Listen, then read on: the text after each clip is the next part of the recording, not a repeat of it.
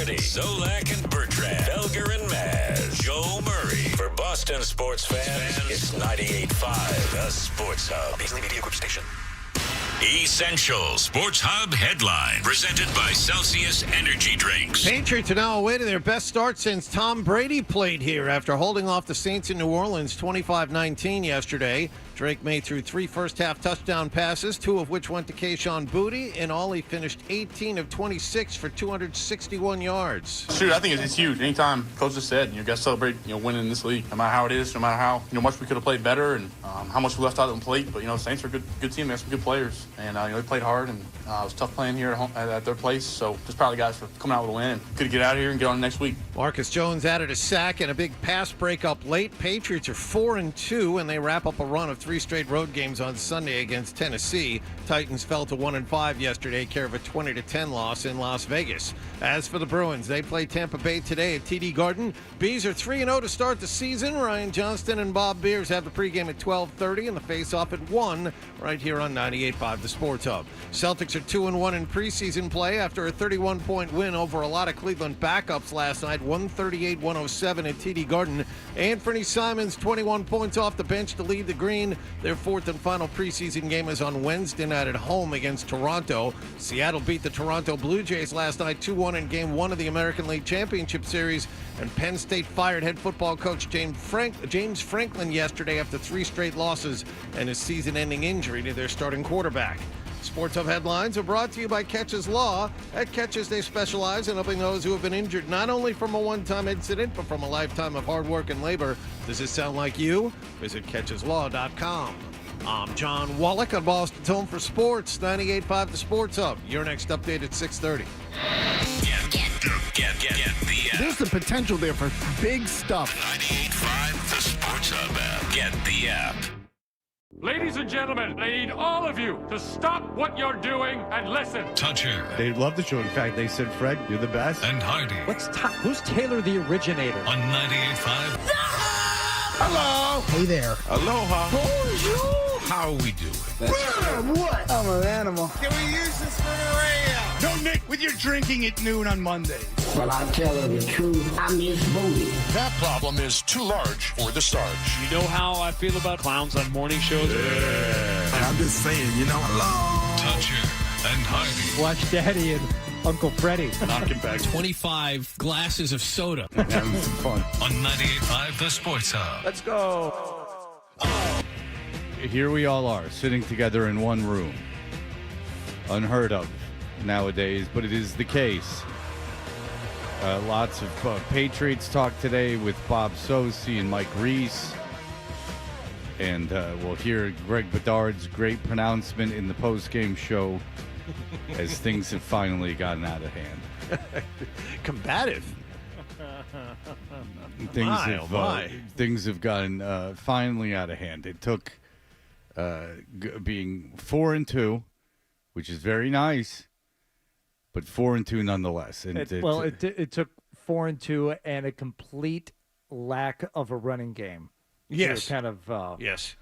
Be the catalyst for such comments. Exactly. Against the world-class, now I feel like I need to push back a little bit against the world-class New Orleans Saints team. Yeah. Yes, that's right. That was a one-win team with one of the worst quarterbacks in the NFL. And not the worst, but one of the worst. Yes. No. I know where you're going with this. No, one of the worst. And that guy looked really comfortable, and your defense wasn't good for long periods of time there. No, that was, you take it for what it was. It was a win, and you, as Drake May said before we started the program, you celebrate wins in this league. They won, and you move on. Right, but it was not what. I remember Alex Barth was sitting here, I think it was Wednesday, and we talked to a bunch of Patriot reporters, and they said, maybe this is one of them games where you get style points. Style points would be nice. There were no style points yesterday. No. None. You just managed to score more points than the other team, and you should have because you were better, but that was not convincing. Yeah, and you play a even worse team next weekend. Yes. So I can only imagine the pronouncements after next weekend when they bravely take down the Titans. It's Cam Ward. You need to keep things in perspective. As a Patriots fan, Fred, I look at this a little different than you, but I agree that this is a little crazy. A little crazy this morning. I don't know why you. I don't think you're looking at it any different than me. I got nothing. No, what I'm nothing saying against is this I have a different perspective on things. That's all. We're looking at this the same way, but I have a different perspective on the team than you do because I grew up here. That's all. Yeah, you're not from here, Fred. Yeah, I don't really understand what he's saying. I have a fairly good perspective of what's going on. I'm aware of the history of the team. No, I guess what I'm saying, Fred, No, you and don't. I don't want this to go crazy on this. All I'm saying is that I have a passion for this team that you do not. Oh, I certainly do not have a passion for That's this team. all. No, I don't. I think that it's a good reclamation project. I think that the team could very well make the playoffs with everything that's going on. I mean, it's a little bunched up, but I think that the team could make the playoffs for sure. Yeah, with that schedule. Sure. But they're not world beaters. No. They're 4-2, and 4-2. You've won twice as many games as you've lost, but there are obvious flaws with this team that you see every week. For instance, Hardy, as you were saying, the lack of a running game. They had none yesterday. That's not a good team you played, and you couldn't run the football. But I'll tell you, if you wanted to get into the playoffs, get a wild card this is the year. Sure. Because with all the quarterback injuries and everything, the AFC is pretty wide open. Mm-hmm. I think that there's going to be two teams in the West that make the playoffs, but three teams in the West that make the playoffs, but it will be there will be a wild card up for grabs, and it's pretty much yours. Mm-hmm. So you got that going for yourself. I guess you and Jacksonville will be going for the final wild card. If you go by what's happening right now, I mean, obviously things will change. Kansas City with a very impressive victory last night against the Lions, getting them to 3-3, where you know that they're going to end up winning that division, or they'll probably end up winning that division. Let's be honest. The Chargers should have lost on Sunday. Denver played a terrible game offensively. And a lot of people want to bitch about the officiating right away, so we can do that. Stanley, go ahead. Here we go. Good morning, fellas. It's Hi, good to see you on this beautiful Monday morning. So, gentlemen, you're probably going to critique me, and it's okay. It's your job. The officiating was so bad that even the commentators were saying once Drake May left the pocket, Stephon Diggs stopped, then re-engaged or to disengage from the cornerback. They said it was a pass interference. And I believe one of your co-workers, Murray, said the same thing. How come they call a pass interference on that? Then the next play, they call a pass interference to make up for that said instant with Stephon Diggs. And they did it again when Stephon Diggs got I think it was a 40-yard catch in the fourth quarter. They called another pass interference, but instead on the Patriots, it was on the Saints. Yeah, are you talking about I know the Diggs offensive pass interference. Are you talking about the Pop Douglas touchdown is the first one that they called back? Yes. Yeah, that was the first one. The Yes. second one in the fourth quarter Was is where Diggs. he just put his hand on the guy, and Yeah. the guy flew forward, Yeah, and the ref caught the it. officiating was ticky tack. But I agree with you. There was certainly with the first one. I guess later on there was too, but on that first one where Diggs was called for the OPI on the what would have been the second Pop Douglas touchdown, there was a makeup call. Yes. Almost immediately. It was like Two of them. It was like hockey. Two of them. You had a defensive holding right after that. Yeah. Yeah, and the one okay. In the fourth, What was that? I don't know. And then the fourth quarter one was the Diggs catch on the sideline that they called offensive pass interference. Right. Oh. It's just a weird thing because we agree. Did we open up by saying there was no problem with the officiating yesterday? No, it was ticky tack officiating, and I'll tell you this, I know why Kurt Warner isn't a coach.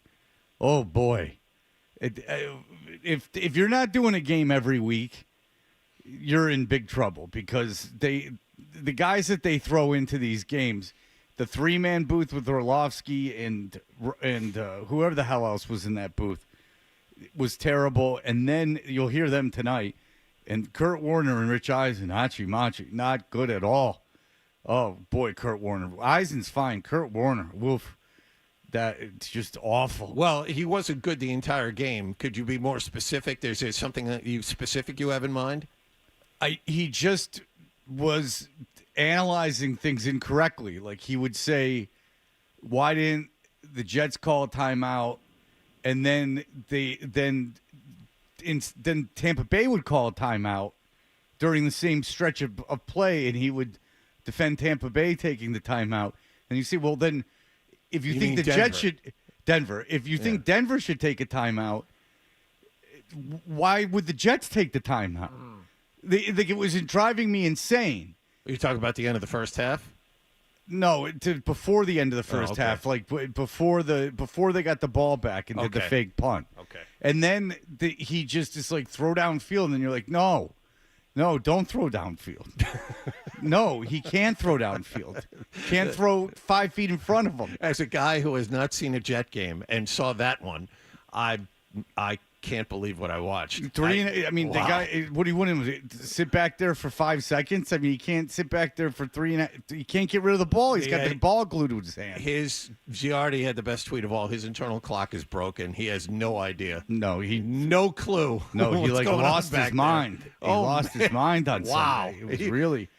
I mean, and they would have won if he just needed one pass and he just couldn't get his pass. As bad as he was, and he was the worst quarterback of a lot of bad quarterbacks yesterday. The Jets really, you could make a great argument, should have won that game. No, if he throws that ball to Garrett Wilson on third down at the end of the game, they win the game. Yeah, I mean, it's just unbelievable how bad he is. Mike, go ahead. Hey guys. So that was potentially the worst officiating I've ever seen in a game. Not going to say that we would have lost because of it, because obviously Drake May just balled out. But I think not only the worst call was the fact that they threw a flag when the special teams unit was literally on the field ready to kick a extra point. Yeah. And then they were like, oh, yeah, let's just throw a flag now. And then I think in the third quarter when the Saints guy caught the ball, landed on his feet, and then made a move upfield, and they were like, incomplete, it wasn't a fumble. I was like, what are we doing? Like, what are we talking about? That was Olave. Yeah, looked like he looked like he got it punched out, and the rules official in the booth basically just said the same thing. I would have liked to have seen him challenge that and get it reviewed. But then he had his chance. You got to give Vrabel credit for the way he used his. That second challenge was unbelievable. Yeah, that won well, I think the game. fact that he had to use 2 challenges and won them both speaks volume of like how bad that officiating was. Yes, I agree. It was bad officiating, but nonetheless. Second one had nothing to do with the officiating. Second one was just smart from the booth up top. That was great. Eric, go ahead. Hey, guys, after watching Gerard Mayo last year, I heard you fight a lot this year saying through summer and fall that Aaron Glenn was going to be fine. You're not worried. He's a hard-nosed coach, et cetera. And every time I've watched that guy, he looks like he has no idea what he's doing. Especially after what we just went through with Gerard, you can't come in there and be Mr. Tough Guy and alienate all your players. I mean, Garrett Wilson's going after him on the sideline. It just seems like a disaster. All right, you have it. How much of Aaron Glenn have you watched on the sidelines? How familiar are you with Aaron Glenn? The game was on yesterday morning. I've seen, it's a total disaster. Huh? Every game I've seen, it's a total disaster. If your number one wide receiver, the best player on your team, is going after you on the sideline about your game plan in the middle of the game, that's a problem. Garrett Wilson went up to him and asked what they were doing on the sideline. They're 0-6. I don't think that. Yeah, they had the ball at midfield with 45 seconds left, and they just ran it out. Yeah, it was not. It was not. I mean, first of all, if I'm him, all right. Let me tell you, if you want to get into it. How long does he last? I mean, they're not firing him this year. He's going to do the whole. At some point, oh, Jesus Christ! You want me to talk or not, dickhead? Oh! I mean, my God. I mean, do you called up? I mean, what do you want me to do? Do you want me to talk, or do you want to get a boner because you watched a game on Sunday morning? John, go ahead. You know it's bad when the referee doesn't know what sideline the camera's on. The first penalty, he had his back to the camera. He had to run across the field, and then he's looking around. Oh, there it is. He looked to his right, and then called the penalty. Yeah, that's it up, boy. We're in for a long afternoon. Yeah, you're going to get – and don't look for any better officiating on Sunday or a better play-by-play crew because you're getting the dregs of everything. Yeah, you go to New Orleans, 1 o'clock on a Sunday. That's the officiating crew you're getting. Yeah. You're not getting the Sunday Night Football Super Bowl officiating crew. Yeah, you're getting the same guys. I think Spiro Ditas, who was the play-by-play guy yesterday, called the opener against Las Vegas. This is the quality of crew we're getting until you play a good team. I think you may have to wait until they play Tampa Bay. That may be the one where you get the A-listers. Yeah, it was terrible officiating all around, and what that does is it hurts the game. Just the enjoyment of the game, the pace of the game, all of that is what it hurts. All right, Alf, go ahead. Hey, fellas. What's up, Alf? That? You love to call in after wins. Hello, Alf. Yeah, hey, I called about after the Pittsburgh loss, too. Don't forget. Oh, that's right. You called after the Pittsburgh loss. That's right, Alf. Yes, sir. But, hey, man, how about that? 3 straight. That's right. 3 straight wins. I am pumped up. I was about to call the 911 after they robbed us of that touchdown. There's a lot of complaining about the officiating after the 3rd win in a row from this team. You won the game. Yeah, it was like the police academy or something, man. And why is that caller calling in about the Jets? I don't know because I'm a Jet fan, but I don't know why you're calling in. And well, he's a citizen on patrol. Going on with dude got a Lions hat on. Yeah. Which one was that? Citizens on Patrol. Citizens on Patrol. That was the subtitle of the Police Academy. I believe that which was one? The 3rd one. The 3rd one. Okay. Yeah, because I would believe Police Academy 2. I don't know for a fact, but you would think Police Academy 2 would just be Police Academy 2. Right. And then it would be Citizens on Patrol. And the 4th one didn't even have Gutenberg in it. Well, there was the something Miami Beach. Oh, that was the one was that have Janet Jones in it? Yes. So there was Police Academy 2, their first assignment. Yeah. Police Academy 3 back in training. Police Academy 4, Citizens on Patrol. And then Police Academy 5, assignment Miami Beach. Yeah. You get David Spade playing a skateboarder, and then that was the Bones Brigade that were in there. I believe that was the 2nd one or the 3rd one. Was when they had that whole thing going on. David Spade's pretty old. If he was in one of the police academies, the first couple police academies. I never noticed how hot the short blonde-haired woman was when I was a kid. So one of the most interesting things of going back and seeing something after I had hit puberty was the hot chick with the big boobs from the Police Academy movie. She was like the tough one that would like pin everyone down. Oh, Callahan. Yeah, and so you just thought that her whole thing was she was just tough and pinning people down. And then when you go back and you look at it, she's supposed to be really hot. Yeah, I get it. Yeah. That's why the guy likes it when she's straddling his face. That's why they're all volunteering. Yes. I didn't understand that as a kid. Yeah. I didn't know what was going on. I was cutting out Brenda Starr comics out of the comic books. That's what I used to do and hide them. I would hide the Brenda Starr comics when I was very little. So the short blonde one in Police Academy, you're not talking about Kim Cattrall, are you? No, I'm talking about she was the love interest. Yeah. So that was not. I understood that as a little kid. I'm talking about the trainee with the one in charge. That one. Yeah, or she wasn't a trainee. Like the one that was training them. Okay. Yeah. Yeah. I didn't know she was that short. No, short-haired. She's not short. Yeah, she has short blonde hair. Yeah, the disgusting large breasts. Yeah. I know. I was like you when I was a little kid. I didn't understand them. I was like, what's going on up there? Yeah, it's too much. Yeah. When I was little, I didn't understand. So you're like me when I was 7, 8. You don't care for that. No. A little more mannish, if you would, please. What about the real Romeo there? The guy who was betting all the girls, and he would dress up like the woman to get into the female dorm. Yeah, he was. I bet you if you look back, he's not such an attractive guy. I'm betting if you look back, he's not so great. Yeah. Was he like an Italian fella? Like, well, no, he was an Italian faking the accent. Gutenberg finds that out like midway through the movie. Okay. Yeah, because I have a feeling he's not like from New Jersey or something. Yeah. Well, an Italian guy from New Jersey. Well, no. Hard to believe. No, he's from New Jersey who fakes the accent to get the women. You see. George Martin was the character's name, played by Andrew Rubin. Oh, Jewish guy. Good. He appears to be an Hispanic heartthrob, but later in the movie, it's revealed that he is fourth-generation American. Yeah.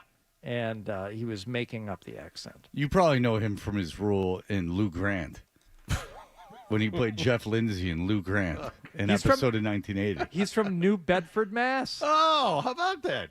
Oh. Wonderful. Oh, he was the guy from Mary Hartman, when he played Jesus Herrera. That was back when they couldn't find Hispanic guys to actually, or Italian guys to actually be in movies. So they had a Jewish guy play Jesus Herrera. Right. In Mary Hartman. I think they brought him in as Freddie Prinze Jr.'s uncle and Chico and the Man. Chico and the Man is a show I've never seen. I think if it was out when I was alive, I was like an infant. And you guys, John might remember it. Vaguely. Jack Albertson plays his boss. Yeah. Yes. He's the man. He's the man. That's right. But Freddie Prinze Jr., obviously, or Freddie Prinze, I only knew because of him dying. Yes, he was supposed to be the next big thing. Well, he was. He was on the Tonight Show and everything. Yeah. He was a big star. But the thing is that I've never seen him in anything except for on the Tonight Show. Obviously, right. Since he's been on it, since he's been dead. 1, 2, 3, and The only thing I know of Chico and the Man was on that album that you and I both had as kids with the TV theme song. And this was Pick Up the Needle and Move It. I was not a fan Jose of this Feliciano. Oh, I still love this song. See, it was just Rockford Files over and over again for me. Just the Rockford Files. Pick it up and put it back down. Chico, don't be discouraged. He doesn't to understand. This is like 8 p.m. on Tuesday night on ABC. That's what this is. Don't be so discouraged. Something like that. A helping hand. You might remember, I remember this. the guy from Police Academy from the streets of San Francisco where he played Jack Davies. Oh. Or how about The Odd Couple where he played Monroe Hernandez? He really had quite a career playing Latino actors. Latino characters as a Jewish guy. His mother, if you are from the New Bedford area, was an artist and an international travel writer. Oh. He began acting at the age of 10. He did skits and plays at the Jewish Community Center where he would play Hispanic characters at the Jewish Community Center. Wow. You play the kid that gets kicked out of the store when he comes in asking for stuff.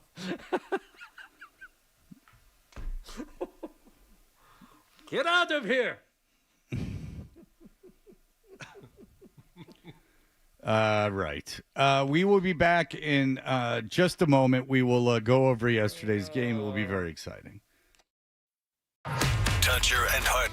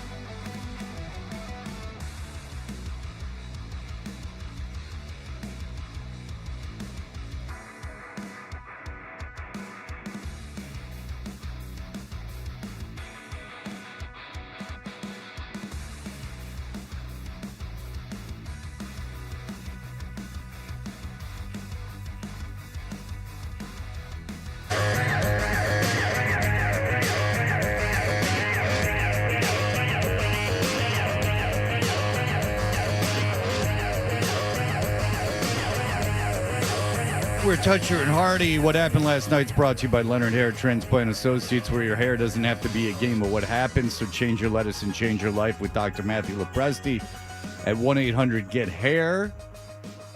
The Patriots with the trip down to New Orleans, where everyone was excited to be. It wasn't depressing at all at 1 o'clock on a Sunday. In New Orleans, indoors, in the very old dome. I just find that very depressing. I knew it was going to be, too. This next Sunday, pretty depressing, too. Yeah. There is something to be said about the depression of the worst game not the worst game in the way it was played out. It ended up being a pretty good game. But just on paper, like a bad game. At 1 on a Sunday in a bad environment. Yeah, they already flexed it. You remember, it was supposed to be a 4:25 start. They're like, no. We'll jam this thing at 1. Let's not go. We only have 3 games at 4, but we don't care. Well, part of the problem with the 2 Monday night games, the Sunday night game and the Thursday night game, is there's just not enough games. Like, there wasn't really anything on at 4 o'clock yesterday. There really wasn't a very good game on at 4 o'clock yesterday. No. So, I mean, you kind of spread yourself so thin. Yeah, a week into my newly purchased YouTube NFL season ticket, there wasn't one singular game that I wanted to watch. But it was good because you get the multi-screen thing going on. All right, so yesterday, both teams scoring on their opening drives. Saints settled for a field goal. The Patriots, they didn't have to settle. Play fake by May. Roll right. Sets up. Plants. He throws a deep ball. Wide open pop. Douglas at the 14. Catch left side of the 10. Cuts right to the 5. To the end zone. Touchdown. Patriots. What a throw by May. Off a little play action fake to the left side. That's the way you counter. All right, so second possession for both teams. New Orleans scores the field goal, kicks field goal again. And it looked like Demario Douglas was going to get his second touchdown. Diggs motions right. May's looking that way. Doesn't have it. Starts to move around the pocket. Drops back. Fires it deep. He's got an open man, and it's Douglas again with a pirouette for 25. He carries it left. He gets a block to the 15 to the 10. He's gone! Touchdown! Bob Douglas with his second. And the Patriots add to their lead. Drake May with a bit of a pirouette in the pocket, and then Bob Douglas with the pirouette after the catch, but now there's a penalty. So that call came after the point after special team had come on to the field. Yeah. And offense had already sat down on the bench. It's done. And there's a flag. That happened in the Kansas City game last night, too, by the way. When the Lions scored with the Goff touchdown where he caught the pass where there was the direct snap and then he caught the pass. That's right. The special teams were out, and there wasn't even a flat. There was a discussion. Yeah.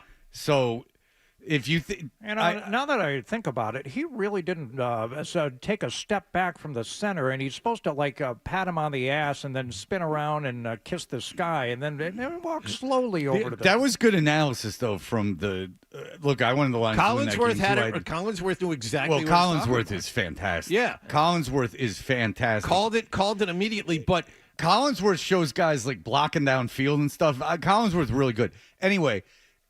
I know the officiating was really bad in the Patriots game, but so I watched basically 3 games yesterday, different times. That happened in 2 of them. Mm-hmm. That the special teams were out to kick an extra point, and this was a late flag in the same way. Is that a Goff apparently if there was a direct snap in the Lions game. To Montgomery, and he threw a pass to Goff that Goff caught for a touchdown. And what happens, I guess, is if you're lined up under center, you have to when you drop back, you have to stop and then go into motion, or something like that. You have to go into motion and stop. And then stop. Okay, which Goff never did. So he went in motion, stayed in motion, and Montgomery threw him the swing pass out to the left. Okay, now if that's the rule, great. But it was obvious he was still in motion. There was no flag thrown until after the touchdown was made. They said it both ways, though. They said that so I'm not positive when he had to stop. because they said he had to stop before he went into motion, which kind of makes more sense than stopping after the motion. I think that was what it was. You have to stop before you go into motion because then you're announcing kind of that someone else is taking them. I don't know what it is. Whatever the rule is, it was very obscure. And the reffing was not on point. But the point is that, this seems like a national travesty that the special teams unit was out. I'm just saying that it happened twice yesterday. In 2 of the 3 games I watched, that happened twice. So there you go. Take it for what it's worth. It's nothing. The league's not out to get the Patriots as much as people would like that to be the case. Well, unfortunately, that bad call to go to the Patriots touchdown wasn't the only bad call of the day. Yeah, but Scott, that play I heard on the radio, and Scott was like, this is a home cooking refs, like as if that wild crowd in New Orleans got them all turned around, and they just. How late was that? With a very late call and explanation. The teams are already lined up. How do you do that when you're set for a PAT field goal? Oh boy. PAT. All right. They're going to that when they're setting up? You've got to be kidding me. An offensive pass interference called on Austin Hooper. Looking for it. We're still looking for it. Correction. The penalty was on number 8. Number 8. So they make the call on Stephon Diggs, and I see Diggs being held up by a defensive back at the 45-yard line. No. Host job. Yeah. It was, look, there's no one debating it. It was a terrible, terrible call. That's just awful. The thing that you're walking the line constantly. People want them to get the game right. They want them to get the calls right. It sucks when, A, you get the call wrong, or B, it totally inhibits the flow of the game and just the entertainment aspect of the game. And, there's like this rise and fall of emotion, and you think you've just witnessed something, and then 30 seconds later, the refs come on the field and say, no, that's not what happened there. It's even worse, too, because the flow of the game is interrupted again when the officials make 1 or 2 makeup calls in the same drive to make sure the Patriots have a fair shot to get the ball down the field. You had a pass interference right after that, a defensive hold right after that, and still very choppy.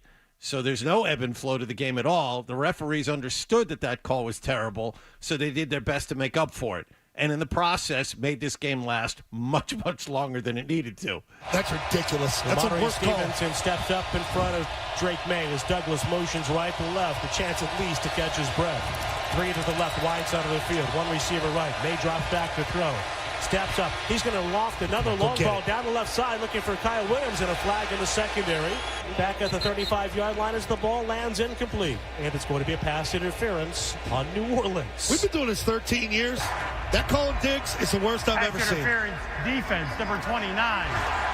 Ball will be placed at the spot of the foul, automatic first down. So the Patriots get the spot foul. Yeah, makeup call. All right, very good. All right, eventually the Patriots would score on that drive as Drake May finds Kayshon Boutte, 14-6 as they hit into the second quarter.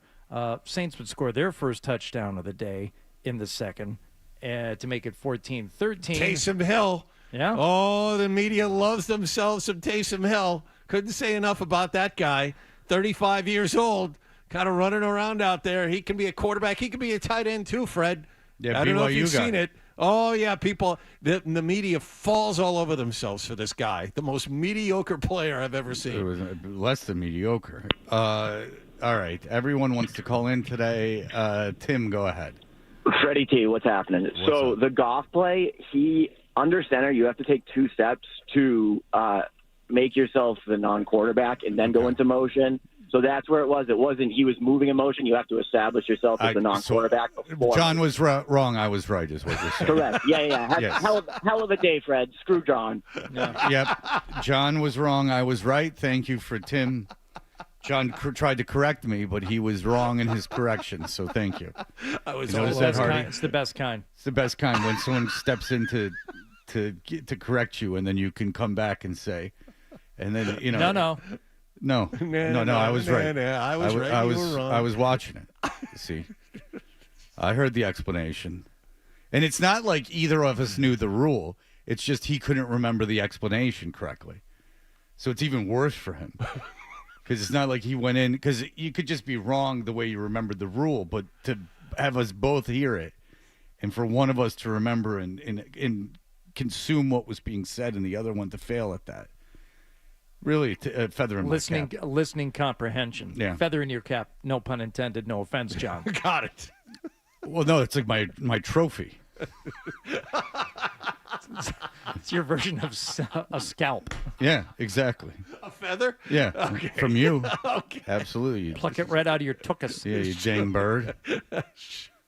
All right, let's just break for a second. We'll come back with one of the really horrific Patriots plays of the day in a game that they won. It was ugly though, and there was a decision made in the second, and some bad football going on. Well, Spencer Rattler looked like a really good quarterback. I mean, That's the one thing I noticed as the game went on. I was like, wait a minute, this guy just won his first NFL game last week. He's like 5'9", $120. Oh my God. And he's throwing the all over you. receivers running wide open in the middle of the field. Yeah, that way. Oh my God.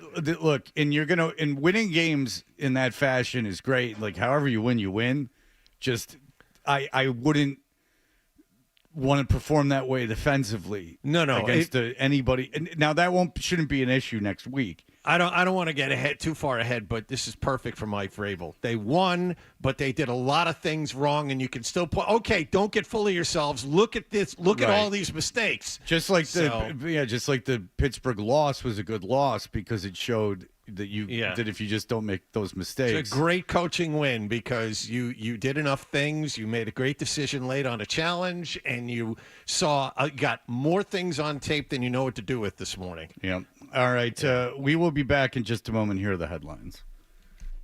Sports Hub headlines presented by Celsius Energy Drinks. Patriots got 3 touchdown passes from Drake May. They won their 3rd game in a row yesterday, 25-19 in New Orleans. Drake May, 3 touchdown passes in the victory. Patriots will visit Tennessee this coming Sunday. Titans are 1-5. They lost in Las Vegas yesterday, 20-10. Bruins play Tampa Bay today at TD Garden. Ryan Johnston and Bob Beers have the pregame at 12:30 and the face-off at 1 on this holiday here on 98.5 The Sports Hub. Bruins are 3-0. Celtics ran over Cleveland last night, 138-107 at TD Garden in preseason play. Anthony Simons, 21 points. Celtics 2-1 in games that don't count. They close down the preseason schedule on Wednesday night against Toronto. Sports Hub headlines are brought to you by Dr. Matthew Lopresti and Leonard Hair Transplant Associates, the hair doctor of Hardy, Rob Ninkovich, and Christian Fourier. Call 1-800-GET-HAIR for your free consultation. I'm John Wallach on Boston's Home for Sports, 98.5 The Sports Hub. Your next update at 7 o'clock. Stay tuned for more.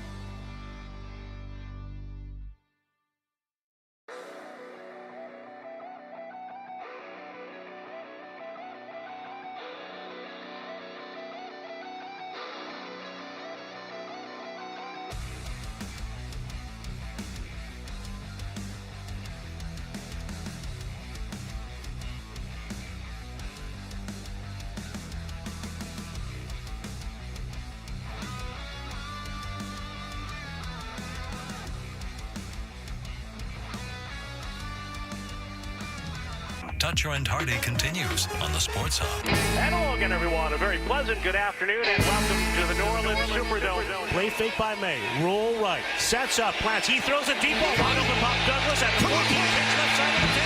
Cuts right to the 5. To the end zone. Touchdown. Patriots. Drops back. Fires it deep. He's got an open man and it's Douglas again. He gets a block to the 15 to the 10. He scored. Touchdown. Bob Douglas with his second. Now there's a penalty. Whoa! How late was that? Where? Late. How do you do that when you're setting for a PAT? You can't throw that when you're setting up. They drop it back. Fires toward the end zone. Passes for it. Got it. He's John Goody. And the Patriots get that touchdown back. What a throw! Goody. Catch made at the 3. Shoved into the end zone. A flag on the play. And it's a touchdown for the Patriots. Headshot. Oh, we got a headshot? Yep. Yeah. And I don't particularly care that the Jets lost. I mean, 1-5, 0-6 doesn't really matter to me.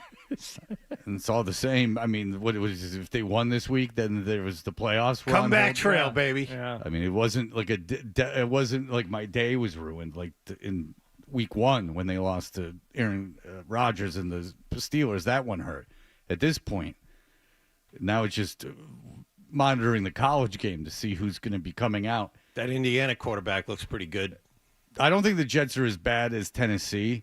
They might not even be as bad as New Orleans at the end of the day, but I mean, they probably are. I know the Broncos' defense is good, but is the Jets' offensive line just that bad? The Jets' offensive line isn't bad. It wasn't the offensive line's fault. It's Fields' fault. Fields didn't get rid of the ball. Yeah, Fields had 3, 4, 5 seconds, Yeah, which is unheard of in today's NFL to stand around and look. No, the Jets' offensive line is fine. Yeah, no, that's a good point. He had all kinds of time to find people. Now, they have a really bad receiving core, too. Like, they only have one wide receiver who, going into that game, was leading the league in receptions and yards. So, Garrett Wilson pitching to Aaron Glenn at the half, I mean, there's not a lot for him to pitch. I mean, you're getting your success. The team's not winning. I don't know what you want him to do about it. I mean, you win. You go out and do something. I mean, it's on everyone right now. Play better. The guy called in. He's like, "You knew you lost it. You lost your best player. Did he lose the best player? How about the best player is getting paid like the best player? Go out and win. You win. It's not Aaron Glenn's fault that he got sacked 9 times. I don't know what you want him to do. Is Aaron Glenn a good coach? Probably. I don't know. It doesn't look that way. But it's certainly not his fault that Fields got sacked 9 times. Nothing he can do. They were in position. They should have won that. They were still in position to win that game. If Fields can hit a wide open Garrett Wilson on that 3rd down, it doesn't go to 4th and 8. They're in field goal range. They run the ball like one time. They pick up 4 yards, and then they kick the game-winning field goal, and they're out of there with a win. Whatever he did at the end of the first half, whatever happened, the first half made sense to me. If your quarterback can't, if you're losing 8 yards every pass play, or you're turning the ball over, let the clock run. As far as I'm concerned, it didn't seem like a catastrophe to me, but I suppose with a crap team and a crap game, you got to come up with something. Those of us who are new to the Jets didn't understand it. No, I understand not understanding it, but it's not like it's not to me some major indictment. I mean, they're 0-6. That's enough. No. Yeah. Garrett Wilson yelling about it, then you win.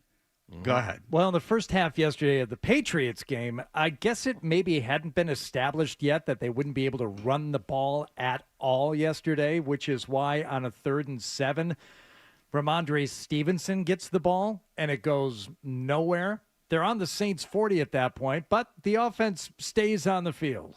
Drake May, Ramondre Stevenson up in front of him to the right, leaning forward, left foot forward, stomps the right foot once and then twice, and the snap goes past him, past his right shoulder, and he has to slide on it. What the hell are we doing? Well, the Patriots line up offensively.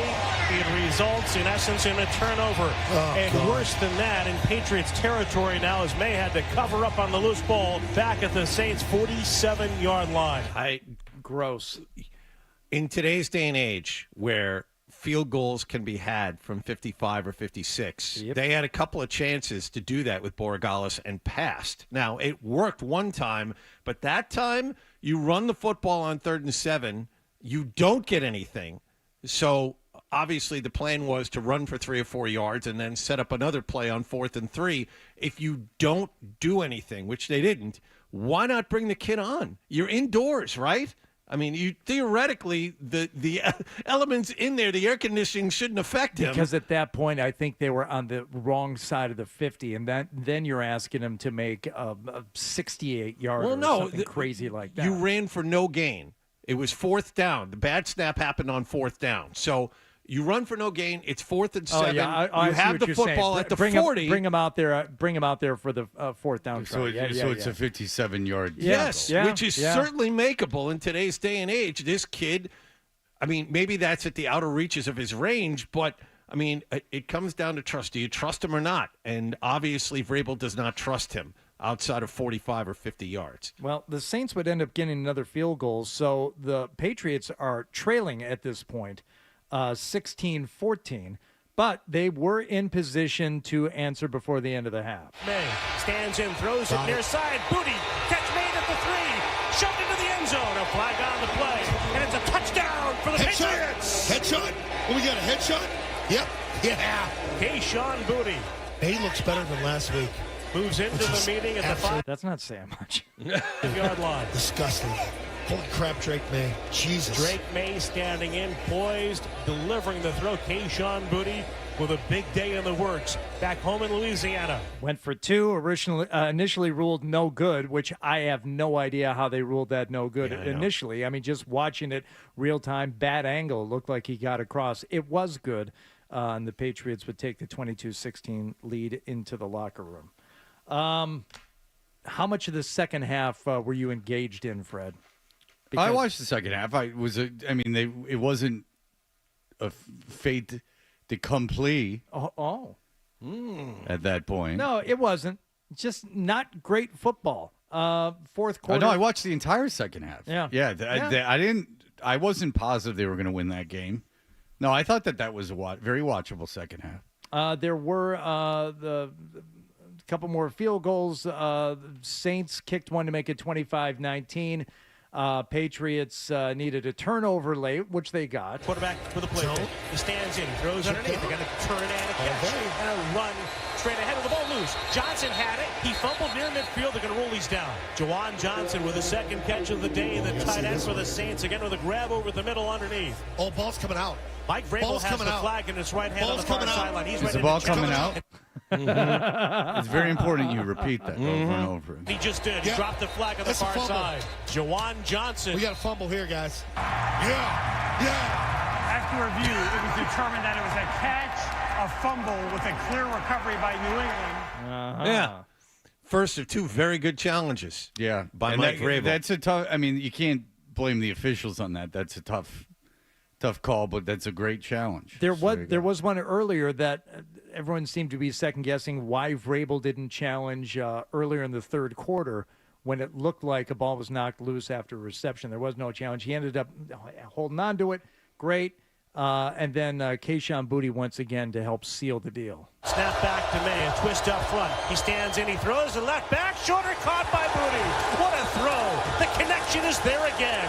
Drake made to Keyshawn Booty with a defender on his back. And a first down New England near midfield and back to the Saints' 49-yard line. That's a big-time throw, boys. That is a big-time throw. Start the buses, pack the bags. You got a 4-2 football team heading home, baby. That is one of those next level things. 3rd and 11 on the road, gotta have it. Back shoulder throw, great throw. Great throw. He's really, really good. May's very, very good. But then we had the challenge of all challenges after that play. Ref ruled that Booty was out of bounds. That stopped the clock with 2:40 to go, which would mean you would have to get at least one more first down. However, Stretch up in the booth calls down. Vrabel says no, even though it was a catch. We all agree he landed inbounds, not out of bounds, so we want the clock to run. The replay proved that he was right. They allowed the clock to run down to 2 minutes, 3 kneel downs, game's over. Yes, another good challenge from him. So there you go. All right. Keyshawn Booty, 5 catches on 5 targets for 93 yards and 2 touchdowns. All right, so we'll be back in just a moment. Oh, ball's coming out. More.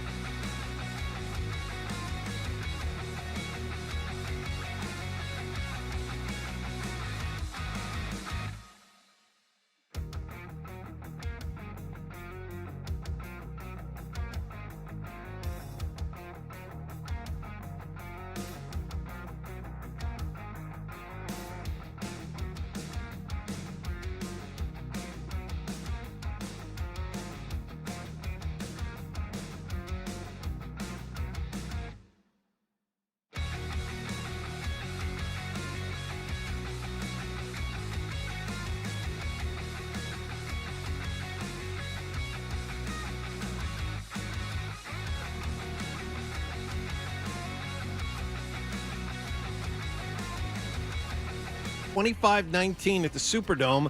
Drake May, 18 of 26 passing for 261 yards and 3 touchdowns, 2 of which went to Kayshon Boutte.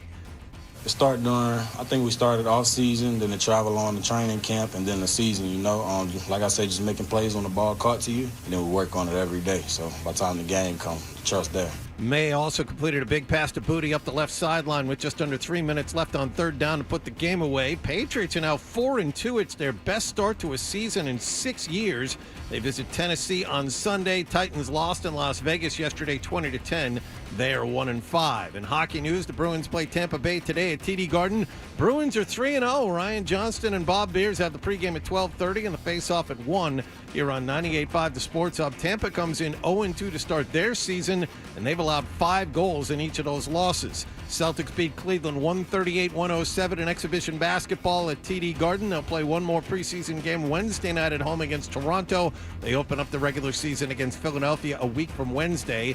And at the baseball playoffs, Seattle beat Toronto 2-1 in Game 1 of the American League Championship Series. Game 1 of the NLCS will be tonight in Milwaukee with the Brewers hosting the LA Dodgers.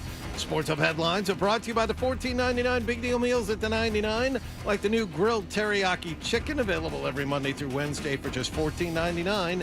You gotta love the nines. I'm John Wallach on Boston's Home for Sports, 98.5 The Sports Hub. Your next update at 7:30. Listen to it, laugh at it, get mad at it, agree with it, argue about it. It is Boston Sports. Boston Sports. And it is all we do. 98.5 The Sports Hub. And now, back to Toucher and Hardy on the Sports Hub.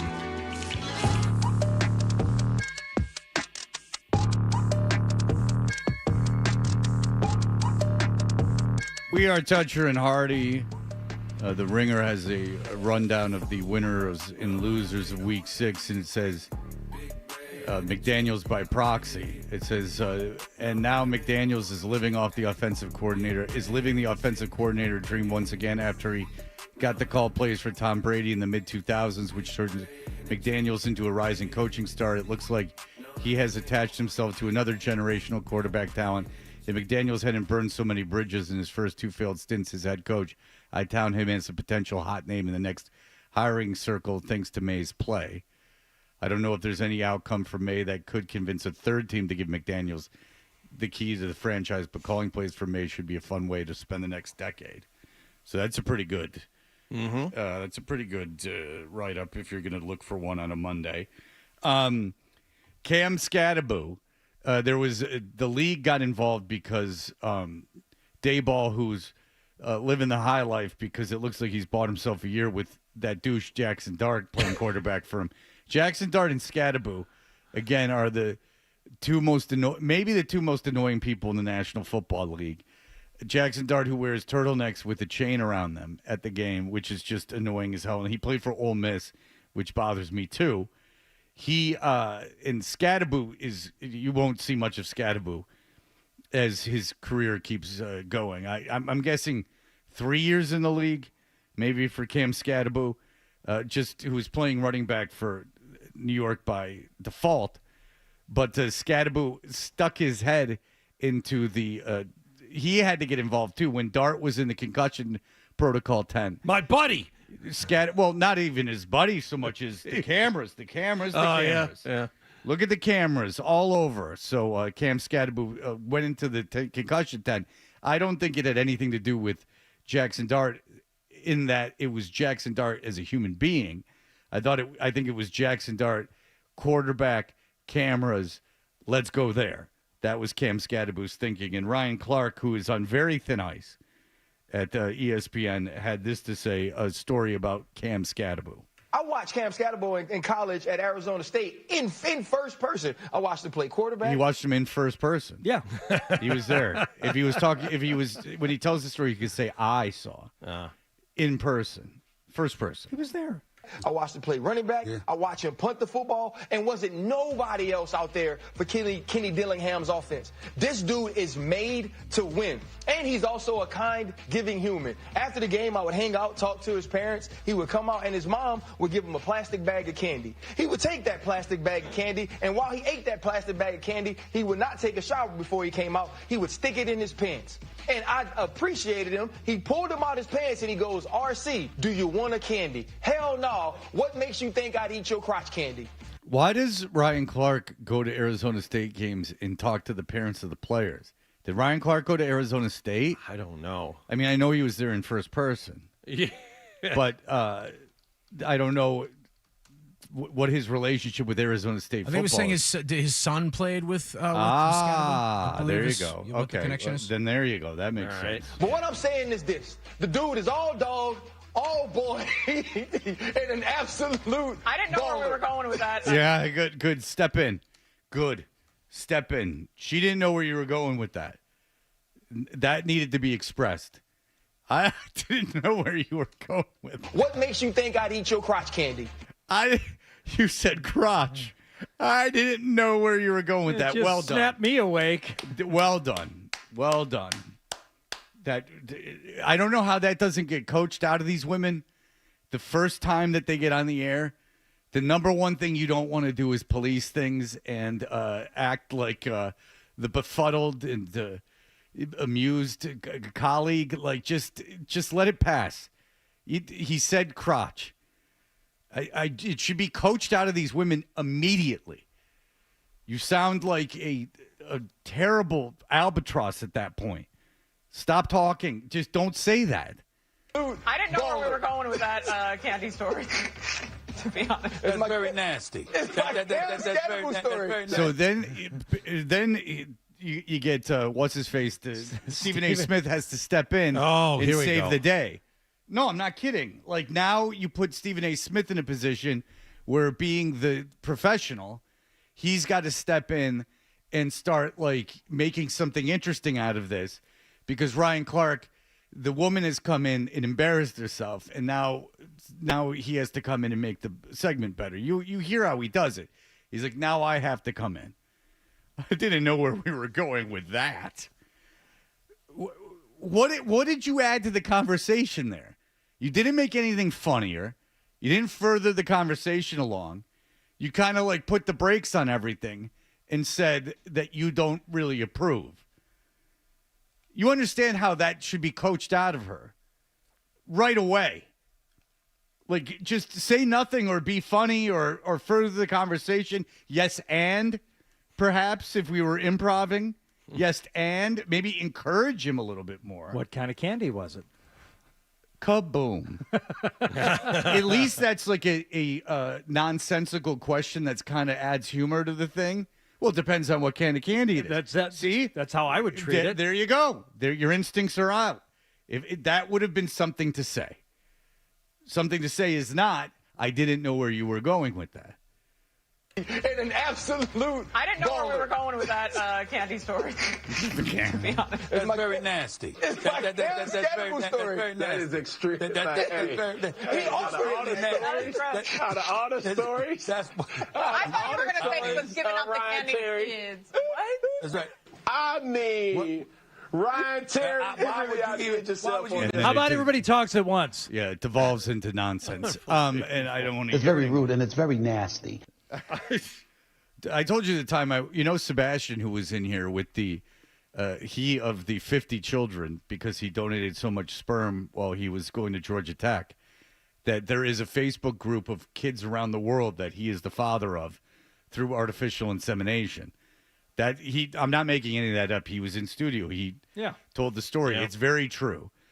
He took me to a Georgia Tech game while I was in Atlanta years ago, and he was like, he couldn't bring alcohol. He buy alcohol there. So he goes, I have whatever, whiskey. It was whiskey. He goes, I got whiskey. I go, oh, that sounds good. Let's have some whiskey. He goes, all right. He goes into the bathroom, and he pulls a Ziploc bag of whiskey out of his underwear. And he goes, would you like it? And as much as I love alcohol, I would not drink that. And I thought, Sebastian, why don't you just put alcohol in your pockets. Like, they don't frisk you on your way in. And by the way, this is Georgia Tech. It's not like there's a million people at these games. Like, just walk in. Walk in with alcohol in your pockets. Was it like a sandwich bag? It was a sandwich bag. He had put whiskey in a sandwich bag and put it down by his taint. Which also affects the taste of the whiskey. I would assume it's very warm. I mean, we're in Atlanta. It's the early fall. He's got it between his legs. Yes. I didn't know where you Oh, my God. I didn't know where you were going with that one. So Cam Scadaboo and Ryan Clark, very good friends. And if you've been following the Mark Sanchez story, I feel bad for everyone involved. Mark Sanchez obviously got wasted, went out, had a confrontation with a guy where he's getting felony charges against him, and he managed to get stabbed a bunch of times. So he's up on these felony charges in Indianapolis. He had to get fingerprinted before he could leave the state. Get out of the hospital, go to the police department. Yeah, I mean, it's just like, imagine waking up, and I think you might not hear a lot of people feel kind of sorry for him, but I mean, imagine waking up. Most of you have probably gotten blacked out drunk at least once in your life. You wake up, you're in a hospital, cuffed to the bed. You wake up in the hospital, first of all, you're like, oh, Jesus Christ, why am I in the hospital? Or you're browned out that part probably. So you kind of are aware you're in the hospital. Let me itch my nose here. Oh, no. Yeah, and then you're cuffed, and then it's like, why am I cuffed? And now you're getting explained to you that you have a felony charge against you. And you're like, oh, my God, this is a very, very light memory for me. I don't really remember any of this stuff. And there's video of him. It's interesting because there's video of him walking around like through these security cameras. There's nothing of the actual assault, and I'm wondering how this is all going to pan out with him. Like, it seems like there's a lot of unknown. Like, we do know he got stabbed. I don't know exactly how these felony assault charges will stick. The only video I've seen is of him walking down the sidewalk with a huge stab wound, like in his abdomen. I'm like, but obviously we don't know who the other guy is, so I don't know what the charges are against him, but I have to believe he's being charged also. No. To my understanding, he's I not. have not seen that. No, they claim it was self-defense. I guess the video proves that. Sanchez was the aggressor. They didn't charge this guy with anything. He's a 70-year-old man. Not quite. Well, sorry. Don't add years. You know better than that. Yeah, think of yourself. He's a 69-year-old man. Hell yeah. Yeah. Who had to defend himself against a guy who used to be a professional athlete who's half his age. Yeah, I'm not saying the guy should get charged with anything. I'm just saying it just seems like there's a lot of unknown. But yeah, it's him walking around. He's obviously drunk. He's just walking around like back and forth at midnight in Indianapolis. And by the way, midnight in Indianapolis, downtown, not a soul. Not one soul on the streets. They're just like, because you think it's like 3 a.m, but it's not. It's midnight. It's midnight on a Saturday night. I thought that too. We've been there together. You've been there. I've been there. Everything you read and hear about Indianapolis is true. In Indianapolis, downtown is like 2 blocks. Which is great for the Super Bowl. Because, and unsarcastically, because you can walk everywhere. It's great. I know. So it's just like free reign. But it is odd to me at night downtown that there's not one person on the streets. He's just like walking around back and forth. As soon as the restaurants close, it's a ghost town, and the restaurants close at about 11. Yeah. So obviously he got wasted and was walking around at midnight. Yeah. When I first heard the story, I heard it was like 3 o'clock in the morning, and I'm like, how the hell is he going to do the game, a 1 o'clock game the next day? But, it was midnight. Mark, is there anything you want to say? All right, so this is Mark Sanchez walking in. He had to go get his prints taken. Mark, is there anything you want to say to the people of Indianapolis? No. Right now I'm just focused on my recovery. And I just wanted to thank the first responders. Eskenazi Hospital. I'm sorry, you're going to hit some. Marion County Sheriff and the Indianapolis Police Department, Metro PD. But I'm focused on my recovery, and I want to see my wife. I want to see my son, my 2 baby girls. There'll be a day to answer all these questions, and unfortunately, today's not that day. Anything you want to say to But Mr. Toll? I guess. Is anything you want to say to Mr. Toll? I take it that's the guy he assaulted. Yes. Yeah. What do you? Yes, I would like to say I'm guilty. Is there anything you'd like to say to the people of Indianapolis? What a way to ask the question. Well, good for Sanchez for thanking the first responders and support the troops. Yeah. I'm in the Thoughts and heartland praise. here. I'm gonna curry some favor with the general public. Well, the people, first responders, by the way, was only something that I had heard during 9/11, as the guys that were the first people on site of 9/11. Was that the first time you guys ever heard first responders? Because wouldn't you be the only responders to the Sanchez thing? I don't remember the phrase first responder before 9/11. No. Yeah, because first responders, and then during COVID, they started using first responders as nurses. Yeah. But so it went from showing up at the bombed out World Trade Center where you were walking into a certain death to that you're a nurse at a hospital. Now, obviously, we need our nurses, but I wouldn't call that a first responder. But COVID was also essential workers. Essential workers made sense because we were essential workers, if you recall. Damn right. If we got pulled over, we just had to show a business card. I'm not making that up either. No, they printed them out for us. If there's like a natural disaster or something, because we're on the radio, and you think I'm making this up, I'm not. It's ridiculous. But because we're on the radio, we are considered essential because we, as we are doing now, relay the information to the people over the airwaves.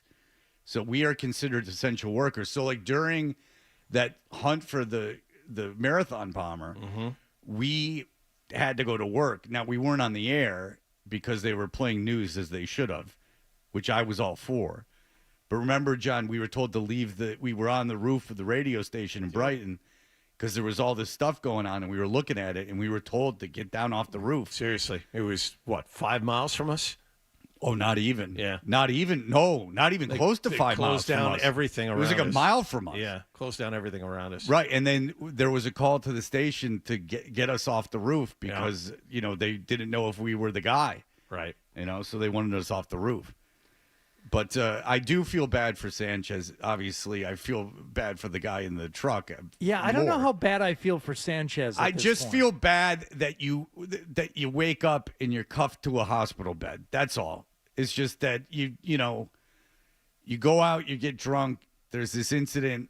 I just feel bad for him. I mean, no one else is gonna. So I'll be the one that feels kind of bad. I feel bad for obviously I feel bad for the truck driver, and good for him for stabbing him. If that was the only way he was going to get him off him. Apparently. And I guess the guy's pretty messed up, hospitalized. He was well enough to sue Fox, so he got that out of the way the next day. Oh, well, he wasn't filing the paperwork. He called a lawyer. Well, he was well enough to call a lawyer and say, would you, or at least.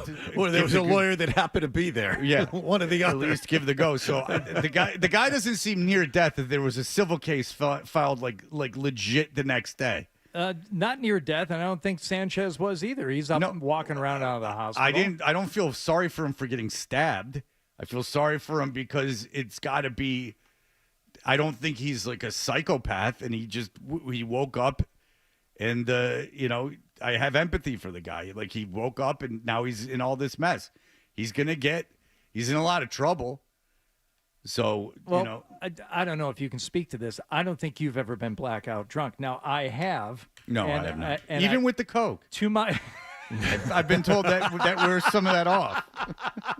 It's about time he threw one back. Sneaky thing, pretty good. Sneaky thing about the Coke, not as readily I'm not available. joking. Not as readily available as the alcohol. So sometimes you don't have access to both. But I don't ever remember assaulting a 69-year-old man and beating him to the point where I needed to be pepper sprayed and stabbed to get him I don't know. There's no reason for it. Do you consider yourself a Christian? I think that's well established, Fred. Do you think Jesus would have empathy for both people? That's what I ask myself going into every situation. I believe JC would say 12? Humble carpenter. Oh, he doesn't know anything about Jesus. I'm trying to get Mike Reese on the line. Yeah, he doesn't know anything about. Yeah. Got stuff to do. He's about as secular as the day is long. Don't ask him. The only thing he likes about church is free spaghetti. Asking Adam about religion. You ask me about religion. His religion is Wednesday night in the basement. What was the psalm I loved so much? Or poem or psalm or whatever. Aha! Psalm 69, the Ministry album. It's a good album. Psalm, whatever it was. Psalm 70, I believe it was. Something like that. The Sarge Psalm. Yeah. Aha! Yeah. All right. Well, anyway, I have empathy for both people, but a lot of people like to pick sides, and and they don't feel empathy for anyone. So I guess I'll just be that person for everyone. We're in such a black and white, yes or no gray area world. It's going to take a hero to transcend those lines and spread their arms wide and have empathy for all. Yes. And I guess that's just going to be me. All right. Mike Reese is going to join us in just a moment. More Toucher and Hardy next on the Sports Hub.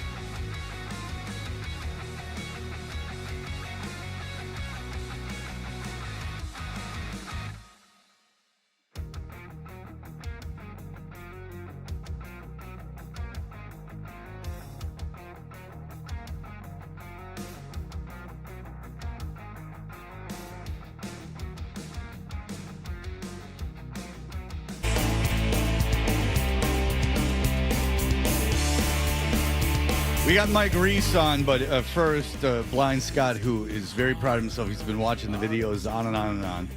Blind Scott, I want to do this bit. This is really something he just wrote. I want to do this radio bit, where Fred's sleeping at his house and I break into his house and then I wear a bulletproof vest and he shoots me in the chest a couple times. Oh, my God, that would be the best radio ever. Yeah. Now, let's workshop this a little bit. We would need audio. Oh, this is a good idea, so too. Nick is going to have to be there to record. Does he get a vest, too, just in case? No. Right. Those things are expensive. Plus, what's the point? He's just he doesn't have long anyway. Right. Audio and video. We can write a movie script based on Fred's radio personality. I can be the obsessed fan. That's blind, that has superpowers. The movie will end with me breaking into Fred's home and shooting me in the chest a couple times with a bulletproof vest. Remember that conversation we had about a week ago about people that we were worried about and people we weren't worried about? Do you want to amend your list? I don't. I like my chances against Blind Scott. Okay. Were you aware of thoughts like these that were running through his head? I don't know how Blind Scott's going to break into my house. He's blind. Again, I like my chances with Blind Scott. I'm starting to question that. What, if his blindness? No, he's blind.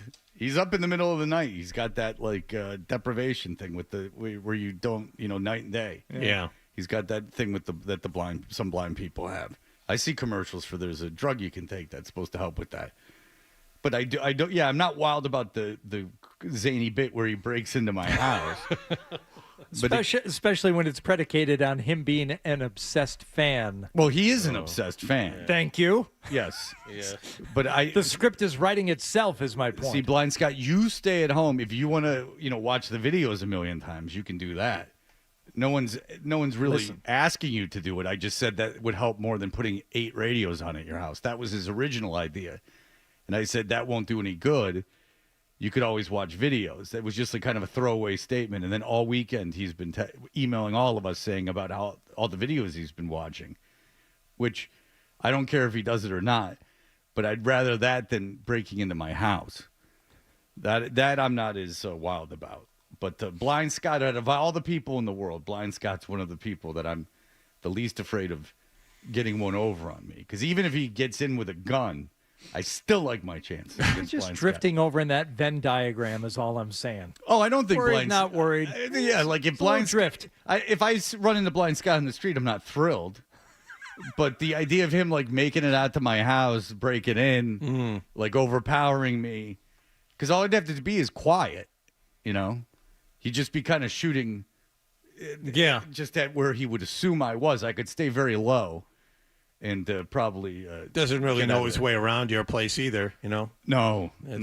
I mean, could use a home because even if he's stalking it himself, still doesn't know the layout. Yeah, he won't know the layout, and he would have to do it by feel. And I do have security cameras. Yeah. So if he did it by feel, I'd know.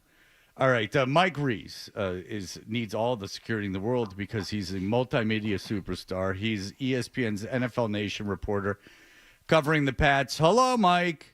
Hey, Fred. Hey, Hardy. Hey, John. How we doing this morning? Good. You ever had any stalkers, Mike? No, I haven't. Oh, I'm sorry. No. You think at your level of fame. Maybe he's not as big a star as we thought. Yeah.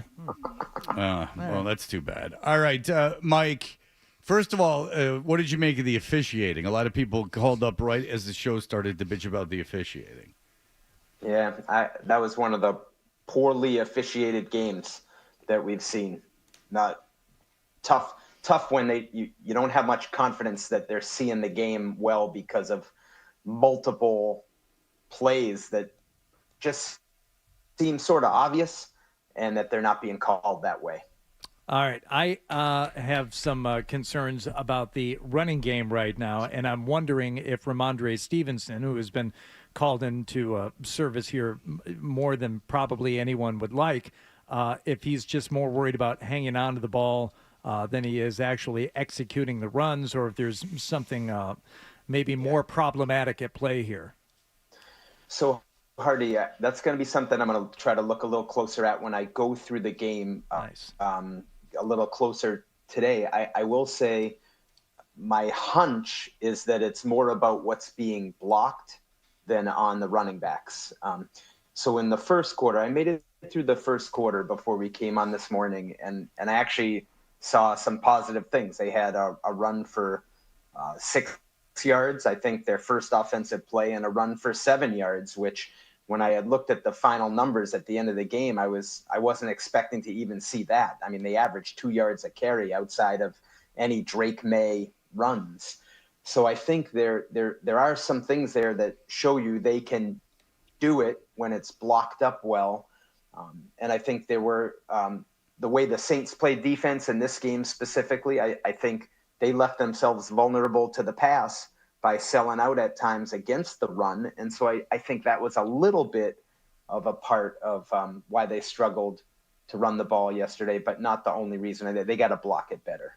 So a lot was put on Drake May's shoulders yesterday, and he responded again. Another very efficient, very accurate day for him, 3 first-half touchdowns. But for me, I'm looking for those extra steps he takes to head him towards top 10 quarterback status or elite status. And obviously the throw to Kayshon Boutte at the end of the game and a had-to-have-it situation is one. But after that first terrible pass interference call on Stephon Diggs to negate a touchdown, he was able to get his guys together, and they went down the field and scored anyway. Incredible, John. He looks so comfortable. And I was thinking to myself as I started to rewatch the game, if I'm an opposing team, like, you got to show your defense the tape and you got to hit them and try to make them not comfortable. And so that was what stood out to me. Their pass protection, as much as we talk about the run blocking, the pass protection, which has been such an issue the last couple years.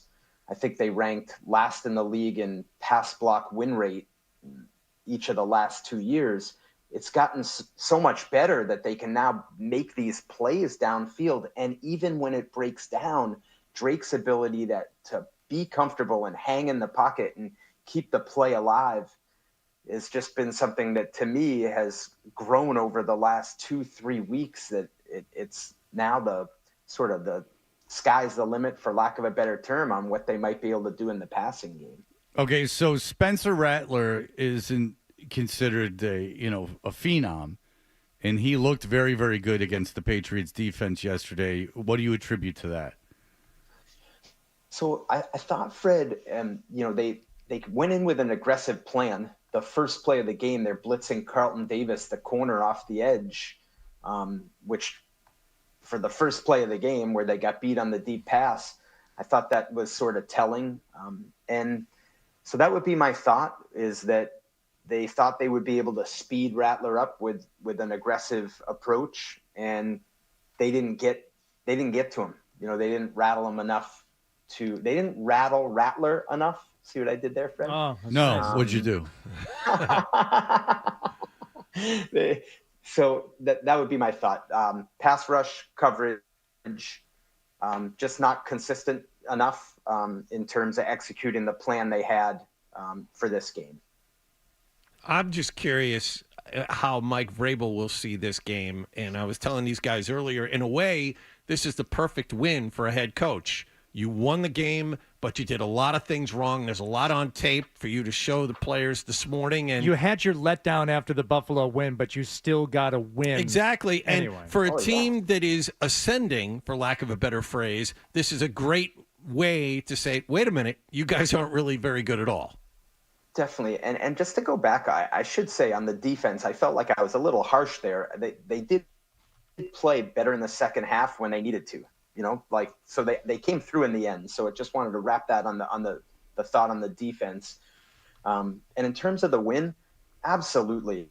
I think Vrabel, I'm sure you guys saw the video the Patriots put out after the game. He said, we'll never not celebrate winning in this league. It's hard to go on the road anywhere, no matter what team you're playing, and win. But I think this is similar to even last week against the Bills. I mean, they had 3 15-yard penalties in the fourth quarter of last week's game against the Bills. So it's similar in that you won. That's the goal, and you celebrate it, but you look at all the things you can do better. You can run the ball better. You can start faster on defense, not give up a big play. Fewer penalties, better in goal-to-go situations on offense and keep working on those things, but getting the positive results. You're right, John. I agree. It's a perfect scenario for a coach like Vrabel. Okay, so when you look at this team and your expectations going into the season, have they exceeded them, and what is the limit? Like, where do you cap the promise of this team this season? It certainly looks good for a long time, but for this season. Yeah. So, Fred, I think if we go back, I think I said 8 wins at the start of the season. They're halfway there. So I don't think I would have expected they'd be halfway there at this point. So they're ahead of where I thought they would be. I don't cap it, Fred. I think anything is possible. The AFC is wide open to me. The things that would concern me for the Patriots is depth. If they get a run of injuries, they're not the deepest team. But right now, when they have to bring the next man up, they are getting by. Like yesterday, a good example. Jalen Hawkins, starting safety, doesn't play. Kyle Duggar plays every snap after not playing, or after playing just one snap the week before. So I think it's all there for him. The schedule is favorable, and there's a lot to look forward to the rest of the season. So you think they could make the Super Bowl? Why not? I'm not. I mean, Fred, I know that's going to be a headline, and please don't do that to me, anyone that's listening to this. But, do you know what I mean? Well, you said it sounded like you were getting there. You said the AFC is wide open, and that is true. So do you think that they could get to the Super Bowl? So do I think they could get to the Super Bowl? I wouldn't bet on it, but why say they wouldn't? They've been in all 6 games. Who else you guys tell me, who else in the AFC would you say is definitely going there? Buffalo for one. Right now. I don't know if there's definitely anyone. That is a good point. But Buffalo is the odds-on favorite. I watched Kansas City beat Detroit last night. I don't think they're done. I mean, there are some monsters out there. I agree. But you think Buffalo's a monster. What happened in week 5 when the Patriots went into Buffalo? That's a very good win, but I think at the end of the season, Buffalo's going to have more wins than the Patriots do. And John, have you matched up their schedules? I don't disagree with you, and I think that's a safe bet, a safe play. But they got some tough games on their schedule, Buffalo. If I remember right, Tampa, if I remember right, Kansas City. I believe Baltimore is on there. Well, Baltimore is not what they used to. Yeah, like being in a position to get there is one thing, and I think we're all thinking about playoffs as a possibility or even a probability way more than we were at the beginning of the season. But I can rattle off 4 or 5 teams in the AFC right now that I don't love the Patriots' chances against, even in a divisional round. The Broncos, the Colts. The Steelers seem to be playing better. And I don't like them again against Buffalo, and I certainly don't like them against the Chiefs. So, but all those teams are fine, Hardy. But if you've watched the Patriots in 6 games, have they been in every game? Mm-hmm. Yeah. So that's my point. Is they've been in every game. So all those teams you mentioned, I don't disagree with what you said. I think they would be in the game with all 6 of those teams, which is why I say anything's possible and enjoy it. We haven't had this for the last 3 years. This is professional football played at a pretty good level with room for improvement with a pretty good quarterback here who's getting better by the week. So that's all I'm saying. And I'm not getting carried away. Please don't. No, and don't say but I think going to the Super Bowl. I think the overall message should be, enjoy it. You got a 4-2 team, and they're winning football games, and they won in a weird way yesterday. You got a quarterback. You got a quarterback to watch for the first time in 6 years. Yes. I mean, yes. Well, for 6 years. Holy moly, that's a long time to go. All right. May looks great. I mean, the Patriots fans have had to suffer through 6 lean years between quarterbacks. It's really amazing. Poor babies. That's crazy. All right. Mike Reese, ESPN. Thank you, Mike.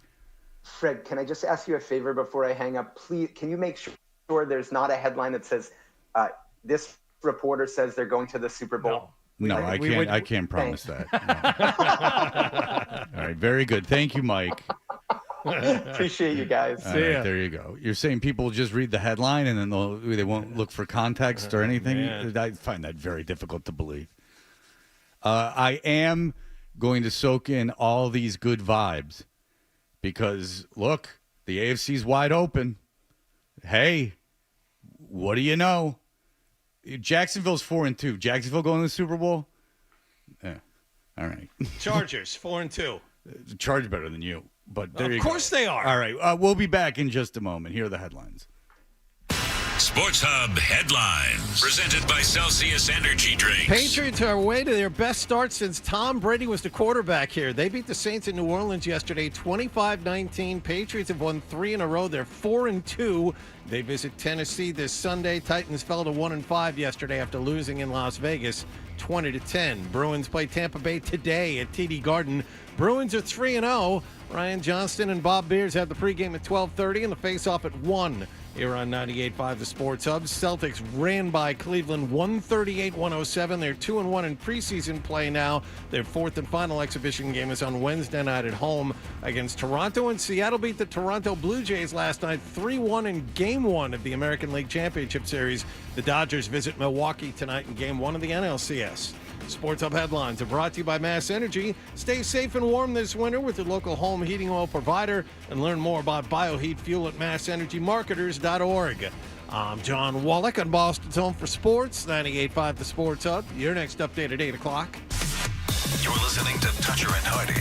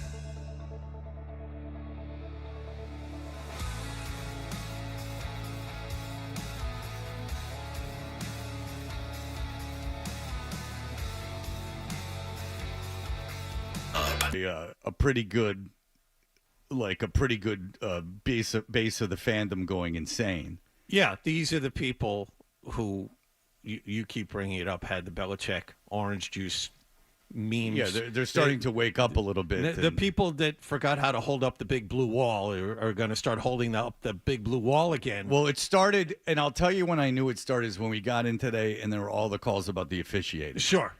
Because there is that itch that needs to be scratched that couldn't be scratched when they were bad, which is everyone's out to get us. Like, that was a little too intoxicating, I think, for people to give up.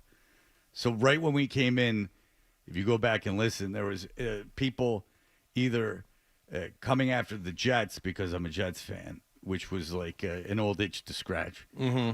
And then there were people complaining about the officiating in a win. Yeah, people, Mike Reese said it best. Enjoy this. This is the ascension of a quarterback. This is, a head coach turning this team around. This is a flawed team beating teams they're supposed to beat. And we haven't seen this here in a while. So a relative term. The thing that would excite me the most is May. Because with May, regardless of Vrabel has done a great job because, he came in and turned things around and made this a competitive team, very quickly. But May is really the thing. May is the thing that is going to make this team at least interesting for as long as he can stay healthy in his career. And think about what he's working with. He has two rookies on his left side of the left side of his offensive line. He doesn't have a running game. He really doesn't have a number one receiver. I mean, Stephon Diggs, I guess, would be the closest thing to it. But he only completed 3 passes to Diggs yesterday. Didn't target him a lot. If the Patriots actually go out and get this kid a bona fide number one in the next year or two, how good is that offense going to be? He's doing it despite all of the stuff around him at the moment. I wonder if being in the incredibly draft, efficient. I wonder if in the draft, because they're going to pick last because they're going to win the Super Bowl. Right. But if they hang on to that first round pick, yeah. I wonder if you have to go receiver. Like if you almost just have to go receiver. I think now that we've established this kid is good and has the opportunity to be great, you got to get him some help. Right, because you're not going to get... You took care of left tackle. You got to get him some help now. You could trade for a number one receiver that's in the league right now, but you can't get one in free agency, so you would have to draft one or you would have to trade for one. And if I was going to trade for one, I'd trade for one in their mid-20s. That doesn't happen. So, I mean, I keep thinking of A.J. Brown and the problems he's having in Philadelphia, but A.J. Brown is how old now? 29, 30? I wouldn't bring A.J. Brown in for numerous reasons. But that's the reason. He can't be happy on a Super Bowl team that's 4-2. He's got to open his mouth during that. I don't know if I want him on this Patriots team where there's a lot of flaws. 28. He's coming into his own. He's maturing a little bit. Absolutely. He's got that book on the sidelines. The next box that needs to be checked is to get a guy. He doesn't have a guy, and he's still doing all of this, which is incredible. He looks great, but I would caution people because they're going to win again on Sunday. But I would caution people to we'll get into what Bedard have to say about MVPs and this and that. There are obvious flaws on this team that really you shouldn't overlook.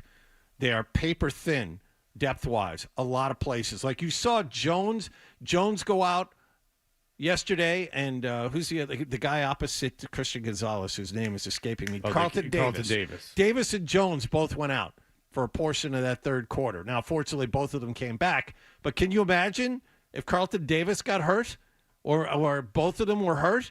What would this team do in the secondary? I mean, they're thin at a lot of spots. So they've been very fortunate health-wise. Well, you're all doom and gloom. I mean, there's only 11 games left. Do you think someone's going to get hurt? You're crazy. Right. What do you? I mean, there's only 11 games. Yeah. Enjoy the hell out of this. It looks great, but let's call it for what it is, which is a flawed team beating teams they're supposed to beat. Well, they beat Buffalo in Buffalo, and they beat Buffalo, and they're playing better, and they're sitting at 4-2, which is not where I thought they would be, and certainly not with a win against Buffalo under their belt. enjoy it. Mhm. Absolutely. Yep. But you start putting expectations on it. In a minute here, we're going to talk about a team that moved to a couple of teams that moved to 4-2 on the season. The number of 4-2 teams in the league right now is kind of eye-popping, and good teams that you would probably say, oh, they've got a much better chance right now. They got the same record as you, but they're not quite the same. No, and they've played incredibly difficult schedules, and also have, these teams like Kansas City. When they had a losing record, you're not worried about Kansas City. They're kind of warming up. And then last night, Kansas City said, oh, we have a primetime game at home. Now it's time to do our thing. And then they do their thing. And they're getting guys back. Like when they get the guys back, like Kansas City, like you're not as good as Kansas City. What do you mean do their thing? Get home cooking from the refs? That's right. That's right. They got a bunch of home. That's why the Lions lost. I know. Thank you. Let's go over that game, not shall making we? me say it. Yeah, we'll do it in a moment. All right. So we'll be right back. You're listening to Toucher and Hardy on the Sport.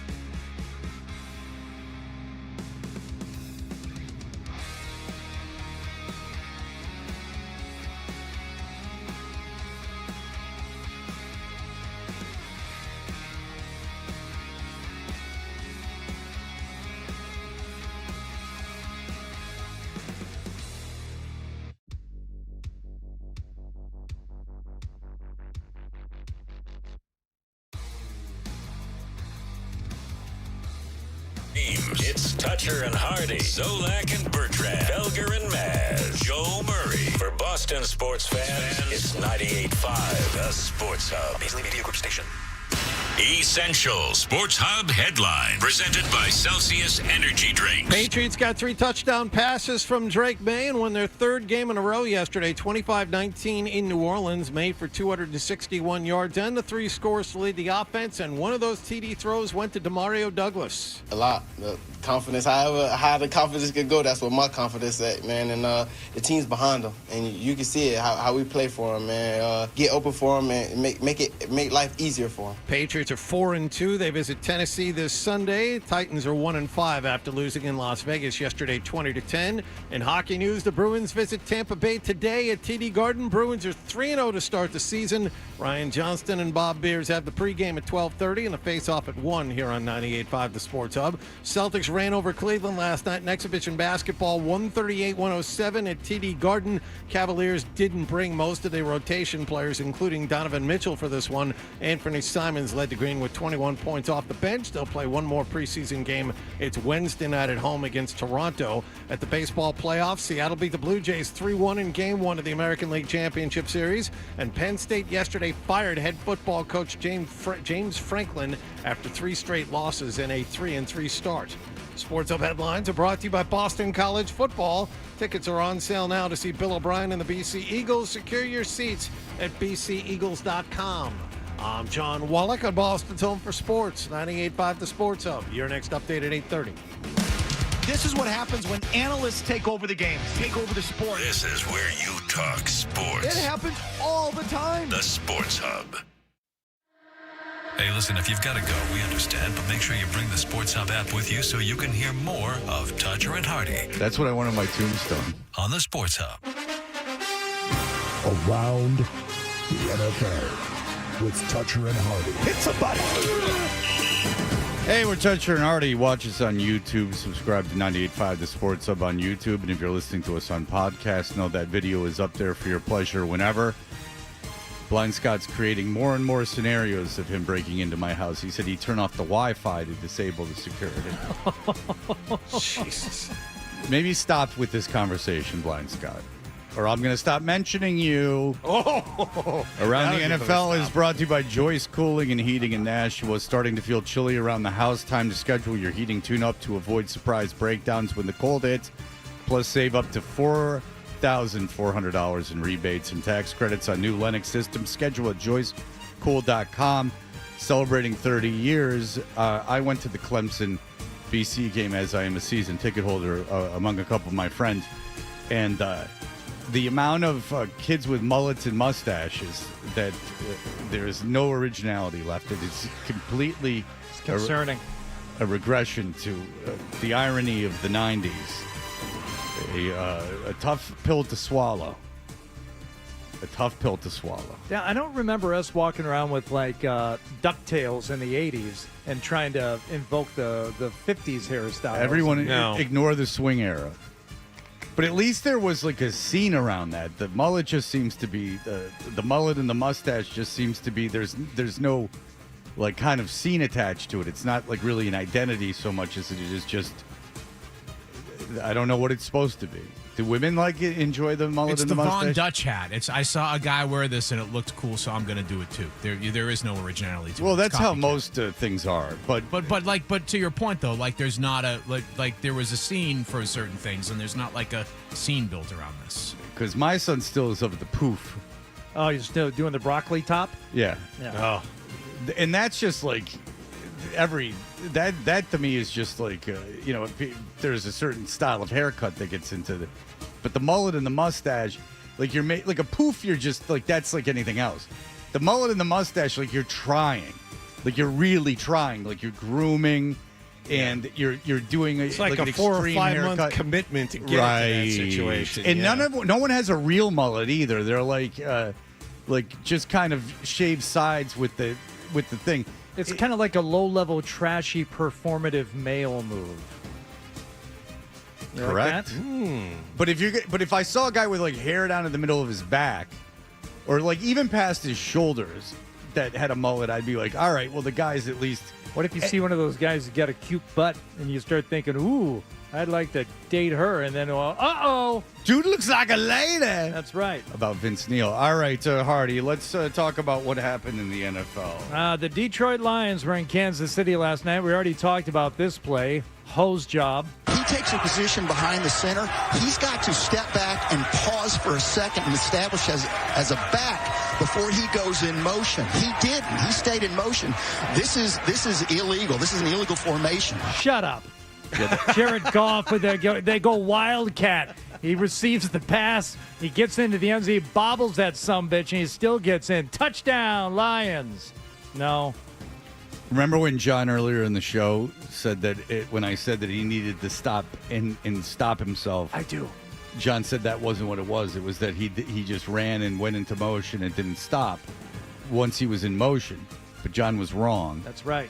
And everyone bitching about the bad offensive pass interference call where the Patriots were going out to kick the extra point. Just know that happened again Sunday night. You are not alone there. You're not on an island. You can't use this as the league being against you. This happened in another game. Now, it both did benefit the home team. Why would the league be against the Patriots at this point? I understand, back in the day they were winning so much, they wanted to spread the wealth around. You could formulate that argument in your brain. But That's right. Why would the league be against the Patriots now? Well, the league wasn't against the Patriots back then. I mean, you can just look at your owner's relationship with the commissioner of the league. There were people holding up the blue wall that were able to make that argument. It was so intoxicating. Yeah. And then Patricia with his Goodell with the clown nose. That was awesome. And it's like, with the pride comes the fall. With the pride comes the fall. I mean, Patricia walks off that airplane and things are never the same for him. Now he's slumming it at Ohio State. The Chiefs, Lions. Harrison Butker missed an extra point early. It doesn't matter when you got Patrick Mahomes. They're going to come on a flip pass, coming near side at the 5, waiting on a block and into the end zone. Touchdown, Kansas City. The Chiefs go Hollywood, and the Chiefs get a 9-yard flip pass going right to left, and Kansas City's got the coveted 2-possession lead early in the third quarter. That's fun. He went Hollywood because he went to Hollywood Brown. Mm-hmm. Now I see get the it. statement. The statement was made when the name Hollywood. Naming him Hollywood was the statement. Correct. Going Hollywood, now you're just now you're insisting upon it. Exactly. The Lions wouldn't go away that easily, though. Jared pumps that left leg, takes the snap back, looking, great protection, throws, end zone. It is caught. Wow. Are you kidding me? Whoa. Sam Laporta, what a grab! Right over the defender's head. Oh, my goodness. Best catch of the weekend right there. Sam Laporta one-arming that thing in the back of the end zone to make it 2017. Lions still trailing by 3. And then Patrick Mahomes. Mahomes in the pocket, darts it near side, caught, touchdown! Kansas City, Hollywood Brown is having a night. And the Chiefs answer a touchdown with a touchdown to go up 26-17, 9:30 to go in the game. He had only written the one Hollywood joke. Well, he could have gone Hollywood Nights there and invoked that film that I saw once, I think. I don't know. Yeah, I guess that would be the only 2 Hollywood references that you could come up with: Gone Hollywood and Hollywood Nights. There's nothing else there. There's nothing else in the public consciousness or in the zeitgeist about Hollywood. Now you guys are saying zeitgeist to spite me, but now you're the one saying it. Ironic, huh? Dust up at the end of the game. An altercation. A Lion went after a Chiefs player. He went after Juju Smith. What? He's still going. President Trump has been speaking for 2 hours now. Yes. Like, no joke, an hour and 15 minutes. I really want to know what he's saying, because it's an hour and 15 minutes where there's no way the teleprompter's still going. No, I think he's been taking questions. Oh, how did you get to be so great? No, I don't think he's. I think Hardy's being sarcastic. No, I thought he was. I thought he was. I saw him like pointing at somebody and talking. No, I think he's like going around the work in the room a little bit. I don't think he's taking questions. Oh no! No, he's talking in front of Parliament. He's still orating. Yeah, he's not doing a press conference. He's talking in front of Parliament. Yeah. They're decidedly not asking questions. This is definitely a monologue. Oh, okay. Wow. But listen, he brokered a big peace deal. To the victors go the spoils. Hey, could have used him last night at the end of the game. Schuster, a Lions player, Brian Branch, took a shot. Juju Smith-Schuster took a shot to his head from Brian Branch, who took a punch at the head of Juju Smith-Schuster. The Chiefs have won the game 30-17. Branch said they were talking a bunch of trash the whole game, and he bullied. He hit him in the back in between plays. Yeah. Branch is playing on a bad leg, and then I guess Schuster knew that and was in between plays, like jostling him around, and Branch thought he was trying to hurt him, so Branch reacted by breaking his nose. And to that I'll say, Campbell afterwards said that he apologized to Schuster, he apologized to the Chiefs, he apologized to Andy Reid. I don't know if Campbell has a problem with that. No, I don't think so.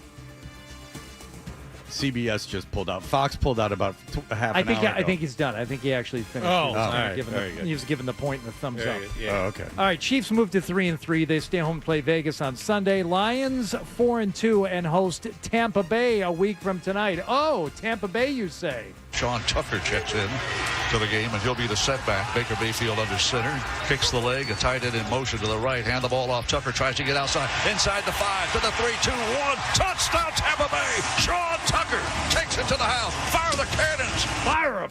Fire him again. Tampa Bay's missing everyone on offense. They're just missing everyone. And they lost Ibuka midway through the game. I mean, you didn't have Evans, you didn't have Godwin. You lost Ibuka you're midway missing through. one of your guards. Missing their top running back, and Mayfield's still getting it done. Yeah, Mayfield, if the season ended now, would far and away be the MVP. I know that May is right on the cusp of getting it. But no, Mayfield would be the MVP, bar none. And that's, if you think about it, I don't even know if that story is getting enough credit. Like, Mayfield was put out to pasture. They were thinking about it in Cleveland. We were talking about that last week. Well, that was the whole Shedeur Sanders situation, which they ended up making him the backup, so it is a moot point. But it was fun while it lasted. But, yeah, Cleveland, part of the problem is Cleveland is I'm being so distracted by the TV. Why more young women are having breast reductions. I know Hardy's very excited about that. Oh, good for you, Hardy. So they can work out. Yeah. But Mayfield is a great story. He was with Carolina and the Rams in the same season. We talked with Bert about how he showed up on Wednesday and played for the Rams on a Thursday night and won. Yeah, I mean, he's a legit, and it's not smoke and mirrors, and it's not the people around him. Like, he's carrying that team by himself. He's taking punishment. You see some of the hits he took yesterday? Yeah, I know. It's not wise, but he's still delivering with nobody around him. I know. It's and incredible. So he really is the MVP, non-sarcastically, despite May's brilliant performance. But he's carrying that team like by himself. Now, they have a very good defense, but not yesterday. And he won that game for them yesterday, and he's done that over and over again. Absolutely. Baker Mayfield, belt high snap, looks upfield, throws the ball downfield. He's got a receiver open. It's a caught ball. Touchdown Tampa Bay. Touchdown Buccaneers. It's Tez Johnson. Touchdown Buccaneers. What a throw by Baker Mayfield. That guy's a 7th-round draft pick. Tez Johnson. From Oregon. Tiny guy from Oregon, Tez Johnson, 7th-round draft pick. He looked like a world beater yesterday. There's his one catch of the day, a 45-yard touchdown reception. Yeah, Mac Jones with 2 interceptions yesterday. Not a great game for Mac Jones. So Tampa Bay now 5-1. 49ers are 4-2, just like the Patriots. Here are all the 4-2 teams right now.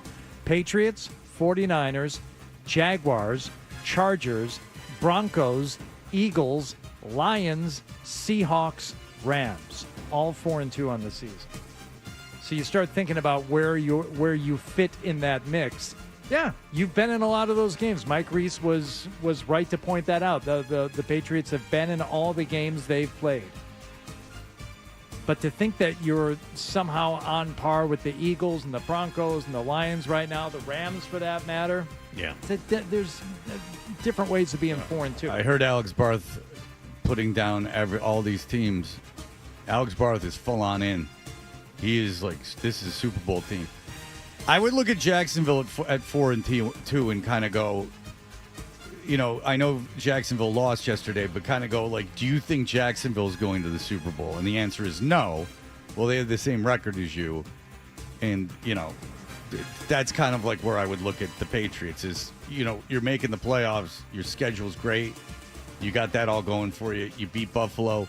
That's fantastic. You look like you have a stud quarterback. But do you think that you're like that much better than Jacksonville? Probably not. Probably you could beat Jacksonville, certainly. Mm-hmm. You probably should beat Jacksonville. But is Jacksonville going to the Super Bowl? No. They have the same record as you. I think that's a fair comparison. Just to take the wind out of everyone's sails a little bit with your craziness. Chargers have the same record as you, but they had a little trouble beating Miami yesterday. Herbert to throw. They rush 4. Herbert climbs up in the pocket, rolling to his right, throw, and caught. Touchdown! Chargers! Lad McConkey, his second in as many weeks. Hey there, lad. That's what he should have done for Herbert.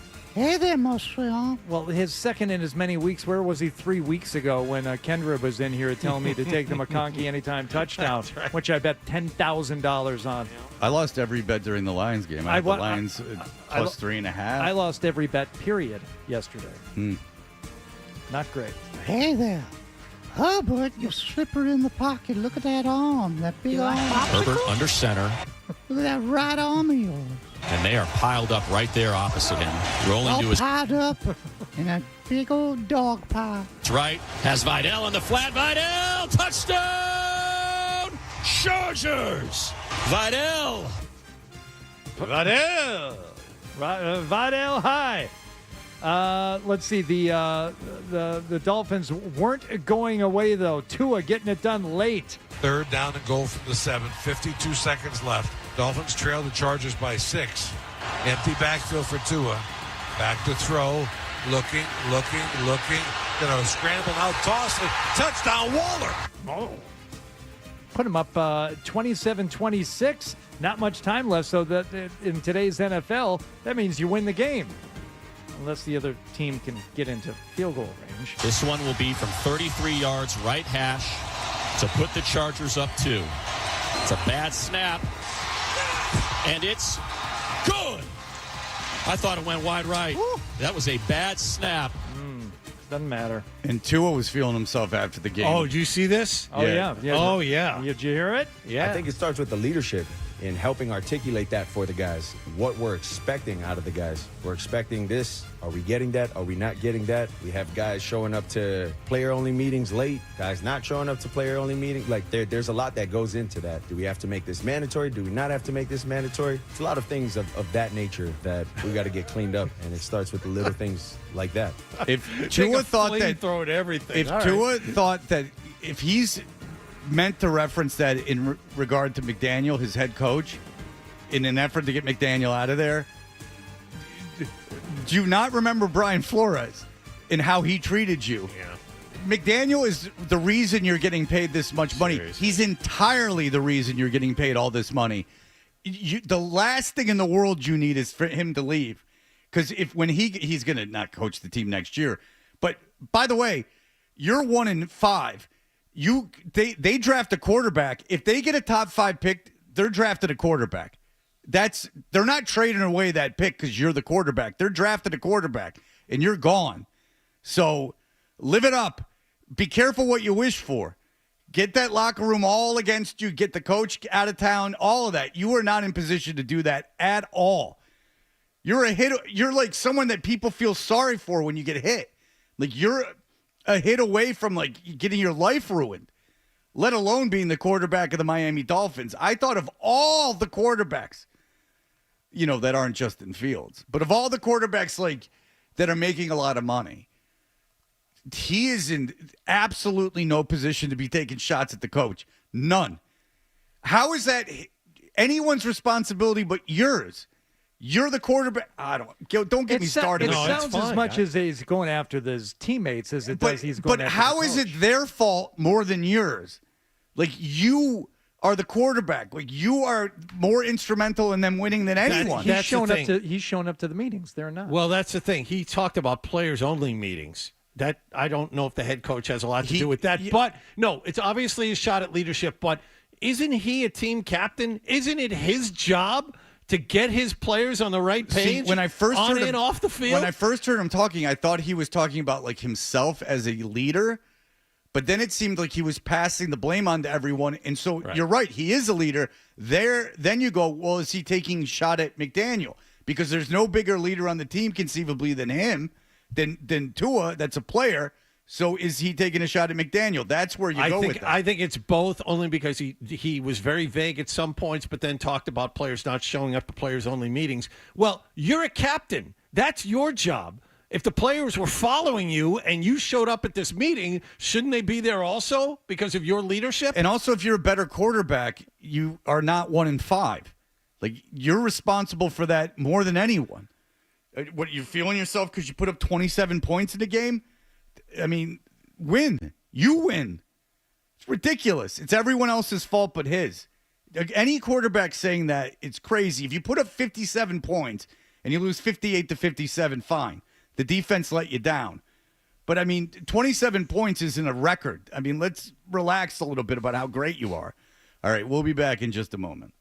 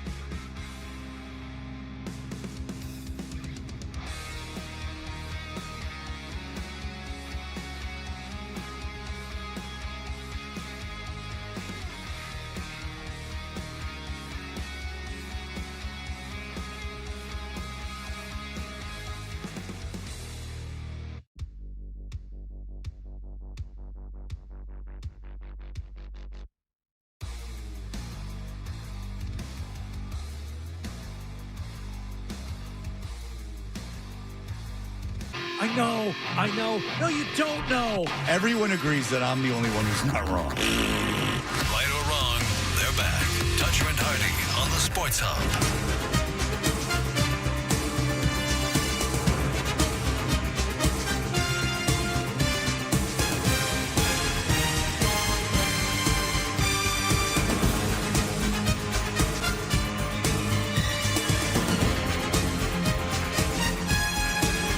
Hey, we are Toucher and Hardy. We continue to go around the NFL.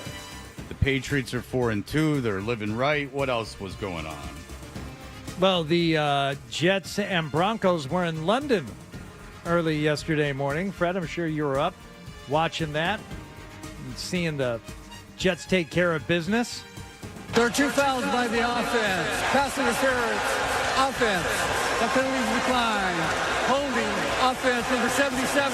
That penalty occurred in the end zone, resulting in the safety. The Jets get a safety. They call a holding penalty on the Broncos in the end zone. The Jets have the lead.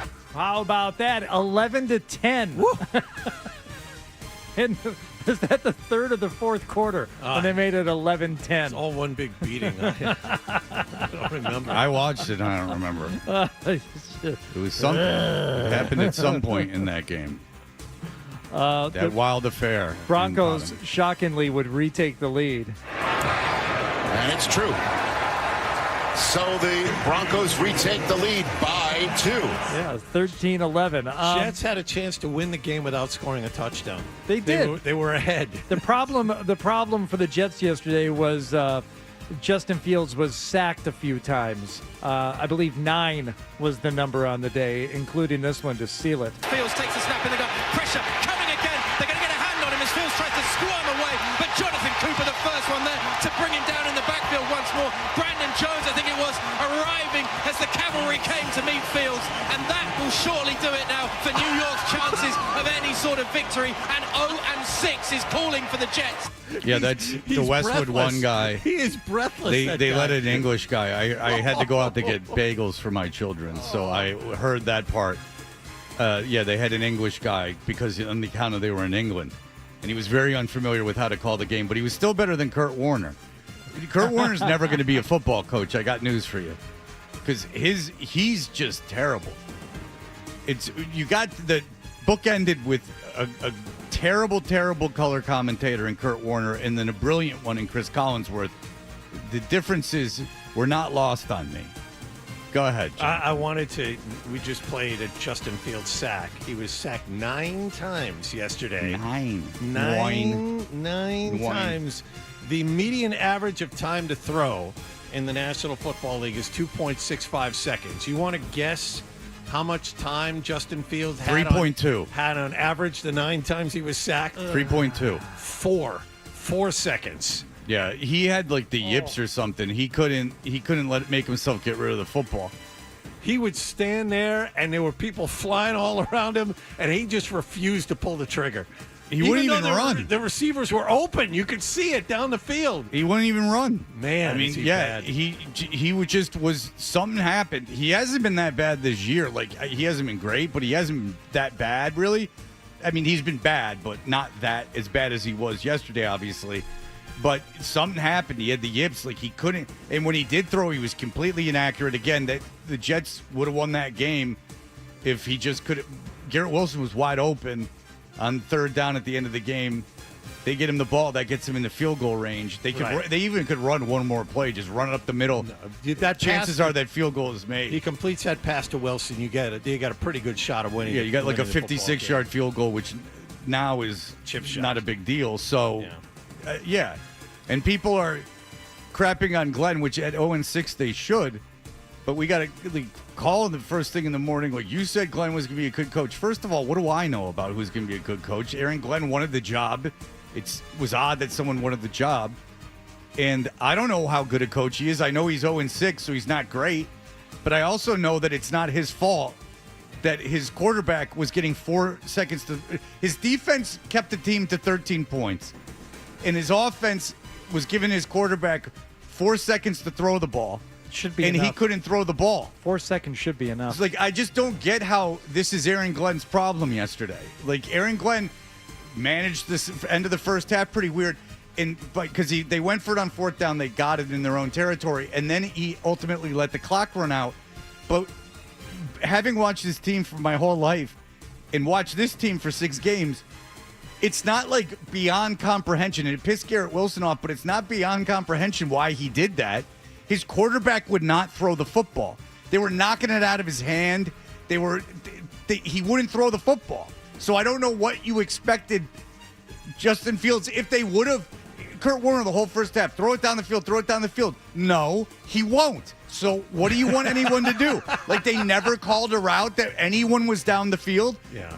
Apparently, from what I've read, guys were open all over the place. I mean, I don't watch the All-22, but from what I've read, guys were free all over the place, running around wide open. I don't know how that's Aaron Glenn's fault. And Aaron Glenn's 0-6. He's not Mike Vrabel. Mike Vrabel's 4-2. You know, the Patriots have a really good quarterback. The Jets don't have a quarterback. But my God, of all the games to crap on Aaron Glenn after, his defense turns around, holds them to 13 points. They're in position to win the game. All it takes, the receiver's open. So the question now for Aaron Glenn is, do you bench Fields next week? Justice numbers are not good for this team. No. Is he going to be your quarterback next week, or will you? Come on, man. What kind of question is that? One that just watched the game. Pretty legitimate. A guy who just watched the game is asking you Well, this. the headlines for that were Aaron Glenn goes nuts on a reporter. Oh, like, yeah, wow, he listen, really he's going to lose his mind here. He did not have a good game. I mean, I think it's a fair point. There's a number of guys that, I mean, sometimes this league is like this, and there are guys that have bad games. That doesn't mean you just bench them. Come on, you know better than that.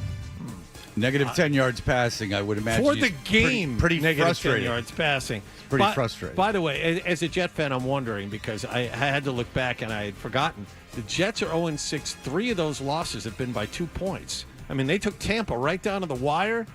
On opening day, they were pretty much there. Yeah, they lost to Pittsburgh with a 60-yard field goal. They 34-32 or something? They lost to Tampa. They had blocked the field goal and returned it for a touchdown to take the lead in that game. Look, they don't know how to win. They don't have a quarterback. I don't know what you want anyone to do. If you want Breece Hall, you could probably get him. You know, slap a third-round pick. You can rent Breece Hall for the rest of the year. Trade deadline is early November. They'd deal with you. They'd take a third-round pick for Breece Hall. Fourth-round pick, maybe. How are the bagels? Oh, they were for how late in the day it was. First of all, the people going into a bagel place in Newton in the morning on a Sunday are just lovely to be around. Yeah. I love the disdain, the idea that how dare you be in like a line next to me. Like, you really feel it might be the unfriendliest place on the planet. But the line is short. Well, no, it was because it was late. No, what I'm saying is you're talking about the morning bagel place on Sunday morning. The line is never short. The line is always 18 people. It wasn't that bad, but just that people look at you with such disdain. Yeah. It's really crazy. Yeah. It's like walking your dog in Newton. People just look at you like you're like your dog will like go woof woof woof at like their dog, and they'll be like ah, like legitimately ah. Like, okay, it's a dog. It's barking. He's on a leash, dude. Like, no one's touching your dog. Get out. But yes, my dog barked and pulled. Okay, he's on a leash. It's not a wild coyote running out of the trees. Jesus Christ, it drives me crazy. And I try to smile at the people. I go, oh, no, I got him. Yeah. And they're like, ah! Like, legitimate. Ah! Ah! What do you want me to do? I can't put him on more of a leash. I'm giving him no room. Double leash him. He has like 2 inches of maneuverability. Like, I can't do anymore. He's not biting your dog, stupid. Let's get to one more here. The Cardinals were in Indianapolis to play the Colts. Show of hands, how many knew that Jacoby Brissett was the backup in Arizona?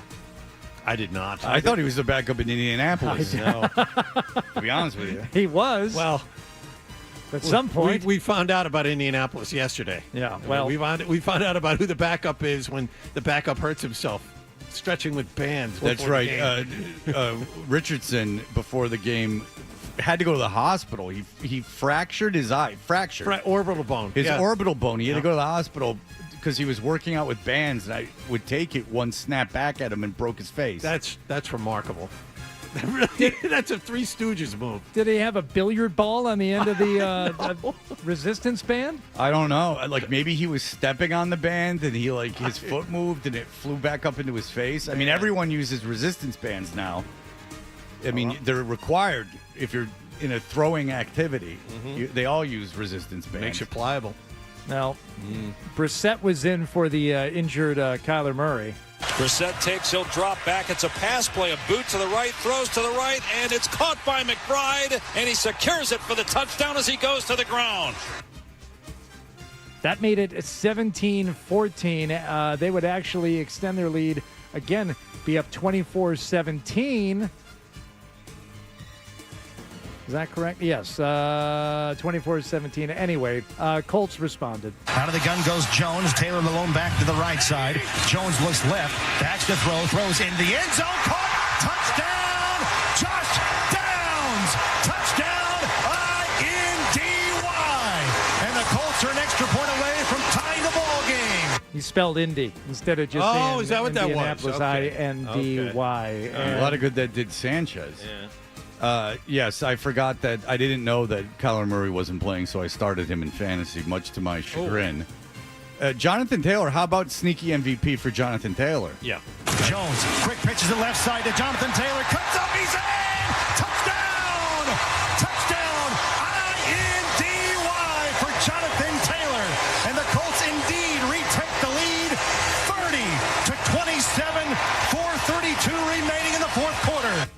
Yeah, Jonathan Taylor for the season has got himself 603 yards. Yeah, seven touchdowns. Second place is 130 behind him. Yeah, so Jonathan Taylor, look, he's not going to win it. He's not a quarterback, but he'll be Offensive Player of the Year. 21 if he keeps this up. 21 carries for 123 yards. Yeah. By the way, Jacoby Brissett, 320 yards passing, 2 touchdowns and a pick. You know, he is against a team that's pretty good. He's slower than Jared Goff. He's slower than Jared Goff. He took off running. I saw for whatever reason, like a fraction of that game, and it was a Jacoby Brissett run. And I might be as fast as Jacoby Brissett. You could line us both up, and he's a professional athlete.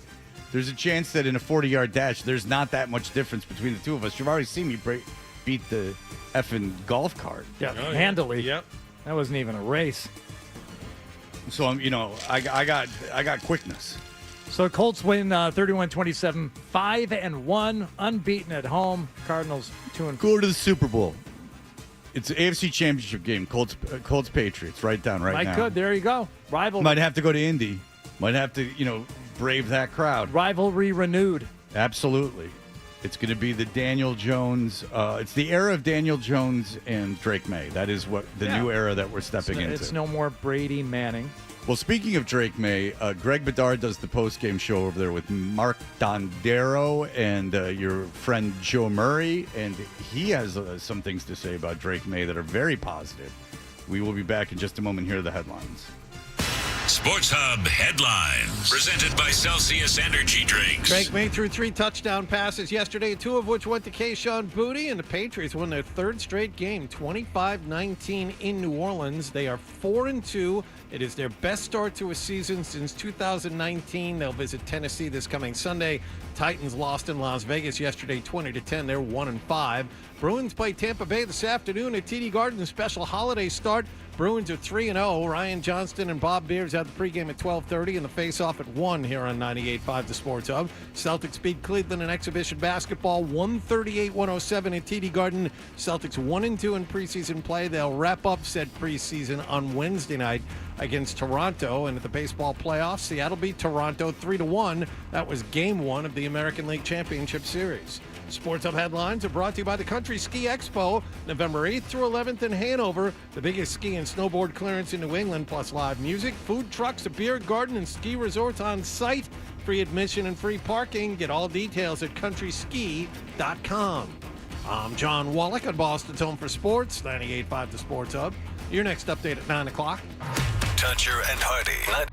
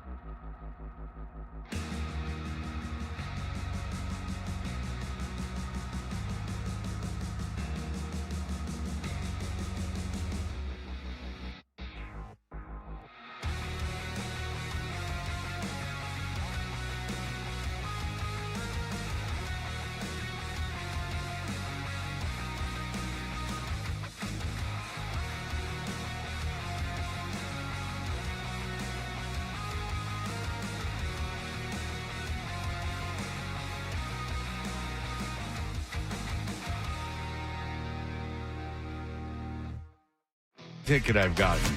There you have it. Toucher and Hardy resumes on the... What about this story that a guy in Seattle that worked at the airport took off in a plane, an Alaskan Airlines plane? And you knew this story? Yeah. And he's like talking to the guys, and he's like being all funny and everything, and he barrel rolls it. He's never flown an airplane before. He barrel rolls it over the sea right over there, whatever that sea is called. John, you would know. And then they're like, why don't you land it, put it in like, and there's fighter jets next to it because, you know, they don't want like a 9/11 situation. And the guy's like, nah, I'm not going to land it. I'm going to end it now. And he just crashes the plane and kills himself. Oh, my God. He found like an area where no one was around, and he went and killed himself in the plane. It's crazy. I don't know how I don't know these things happened. Well, don't we have long a ago- prep service? To give us, why wasn't that on the prep service? Mr. Prep or something. It was several years ago. Not that many years ago. It was like in the 18s. Today in 2000, wacky like news. 18, like 2018 or something, or 2008 or 2018. So it was only 17 or I 7 years was in ago? Boston, is Okay. all I know. Oh. And I just don't recall it. It wasn't like when I was little. It was fairly recently in my 50 years. It's somewhere between the age of like 35 and now, or 34 and now. That's all. All right. Dundaro and Joe Murray. Dundaro is the point man. Oh. In this show. Okay. But they have, after the Patriots win, they had Greg Bedard on, and this conversation went down. What more does Drake May need to do as of now to officially enter the MVP conversation? No, I think he's in it now. I mean, look, just we have a show to do today. Correct. It's 6 games in. The Patriots are 4-2, have won 3 straight. The last 2 games, they basically won because of Drake May. And if they don't get Drake May basically playing flawless football and not putting the ball in harm's way, they stand a good chance of winning. I mean, this is all 4 of their wins, either they haven't turned the ball over like they did today, or at least won the turnover battle. And, look, this team's, because they're not all that talented, their margin of victory isn't very good, so they almost have to win the turnover margin. But, yes, at this point in time, with the way that Drake May's playing and with the consistency that he's playing with now, if he continues to do this week after week after week, and, we're talking about like he plays at this level or even raises it a little bit, and the Patriots keep winning against their historically poor schedule, then absolutely he will be in the MVP discussion. And I would expect, considering all the injuries around the league to key players, that we're talking about a guy that, could be, very close to, if not a lock for sort of top 5 in MVP voting. So Allen and Mahomes, Mayfield would win it if the season ended today. Stafford has a pretty good start. Stafford, Jonathan Taylor. Yeah, I mean, May certainly would be in the MVP conversation. He'd be on the fringes. He's in the top 5 in the league in passer rating and yards passing, completing almost 3/4 of his passes. I find it very difficult to believe that the national press would, if you want to do this conversation, and I asked for this audio, so I obviously do. The national press is never going to vote for him to be MVP. I guess if they went 15-2. Yes, that's what it would take. Right. Sure. But, you saw Mahomes and Allen are going to get votes above him, regardless of really, unless they fall apart. I mean, you saw Mahomes last night.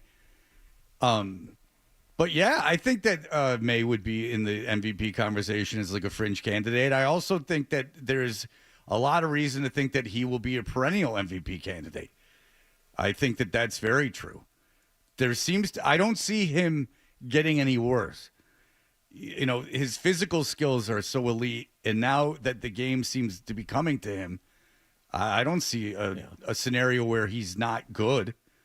So, yeah, you get him a number 1 receiver, you continue to build around him. Absolutely. That is the scary is not the right word, but I guess it's the really interesting aspect to it, because he was spreading the ball around a few weeks ago. He relied on Stephon Diggs against Buffalo. Yesterday, Kayshon Boutte was the guy. And Diggs was showing flashes against his former team, but Kayshon Boutte and Demario Douglas. These are the guys that you're having to rely on, and you're making them look pretty good in the process by virtue of the throws that you're making. If he had that legit number one guy, Fred, like you were just saying, like his numbers might be eye pop. They're just really good right now. The next box you have to check, and Fred was talking earlier about how can you not draft a wide receiver in the first round and get this kid some help. Or trade for one. But you're not going to get one in free agency, so that's not going to happen. We continue to find out free agency is not the place to go for help. Yeah. For lasting, impactful help. At like key positions. Now, they got Milton Williams in free agency, and he's been great. You can get a defensive tackle, you can get something like that, but like a left tackle. You drafted your top cover. You drafted your top cover corner. You drafted your left tackle. Hell, you drafted your left guard too. I mean, these are key positions that you need to draft. Ultimately, you need to draft a wide receiver, but getting a guy, trading for a guy wouldn't hurt. That's the one big box you have to check. Get this kid some help because he's doing it despite how bad the roster is around him. Would you trade for Hall? Would you trade for a running back because they can't run the ball? And Hall's good. It depends on how much. Would you give up a third or a fourth round pick for Breece Hall? I would. A 4, yes. Anything higher, probably not. I'd give up a third round pick for Breece Hall. Win a playoff game. You get like an elite running back in, good after contact. You get like a real running back in. Maybe not. You use the second round pick on a running back. Yeah, probably not. No. Now that I think about it, no. It would be nice if they did it. No, they could give the Jets another opportunity. You saw Henderson make a little, and I emphasize the word little, headway yesterday between the tackles. The exercise is interesting just because are you in a position to rent a player right now? And that's an interesting thing because the better you are, the more you're playing for this season. Now, you're not going to give up the first or second round pick, but I mean, would you give up a fourth round pick for a guy that you're only renting? That's an interesting conversation. I would definitely do that. I would definitely do that. So that's an interesting conversation because I never would have guessed in a million years that there would be in a position where they would do that. But now it's at least an argument. So very good. That's exciting. And they're not going to lose on Sunday. So there you go. But I don't think the deadline is 3 weeks from Tuesday. The argument that Mays would be like a fringe MVP candidate, I don't think is an odd idea. No, he's not the front runner, but he's there. He's there lurking in the background. Absolutely. All right, we'll be back in just a moment with Bob Socci. Stay tuned for more.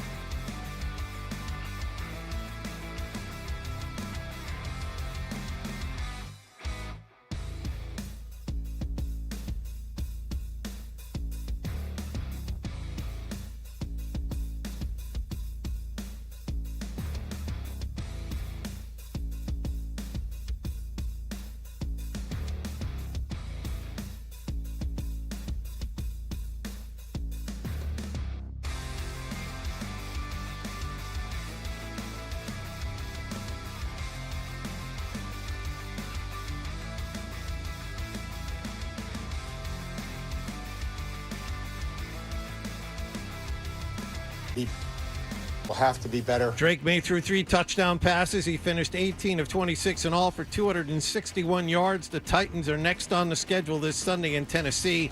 Tennessee fell to 1-5 yesterday, care of a 20-10 loss in Las Vegas. As for the Bruins, they played Tampa today at TD Garden. Bruins have started the season with 3 straight wins. Ryan Johnston and Bob Beers have the pregame at 12:30 and the face-off at 1 here on 98.5 The Sports Hub. Celtics are 2-1 in preseason play after a 31-point win over a lot of Cleveland backups last night, 138-107 at TD Garden. Anthony Simons came off the bench. He scored 21 points to lead the Green. Their 4th and final preseason game is Wednesday night at home against Toronto. Seattle beat the Toronto Blue Jays 3-1 in Game 1 of the National League Championship Series. The Dodgers visit Milwaukee tonight in Game 1 of the NLCS. Sports Hub headlines are brought to you by Mass Energy. Stay safe and warm this winter with your local home heating oil provider and learn more about bioheat fuel at massenergymarketers.org. I'm John Wallach on Boston's Home for Sports, 98.5 The Sports Hub. Your next update at 9:30. Wrist shot. The Bruins. Rebound score! Play here. The Sports Hub. Half toucher. Dressed like a gorilla. Half Hardy. A big, beautiful ball of flame. And a whole lot of Boston sports. And I have had many offers to become an insider. And hello again, everyone. A very pleasant good afternoon and welcome to the New Orleans Superdome. Play fake by May. Roll right. Sets up. Plants. He throws a deep ball. Wide open Bob Douglas at the 14. Pitch left side of the 10. Cuts right to the 5. To the end zone. Touchdown. Patriots. Drops back. Fires it deep. He's got an open man and it's Douglas again. He gets a block to the 15 to the 10. He's gone. Touchdown. Bob Douglas with his second. Now there's a penalty.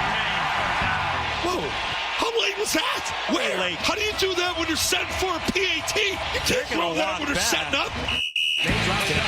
Fires toward the end zone. Pass is going. Got it. He's John Goody. And the Patriots get that touchdown.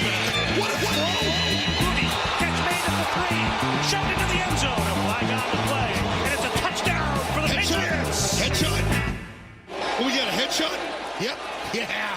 Step back and they twist up front. He stands in. He throws the left back. Shoulder caught by Moody. What a throw. Start the buses. Get a 4-2 football team heading home, baby. Yeah, we're Toucher and Hardy.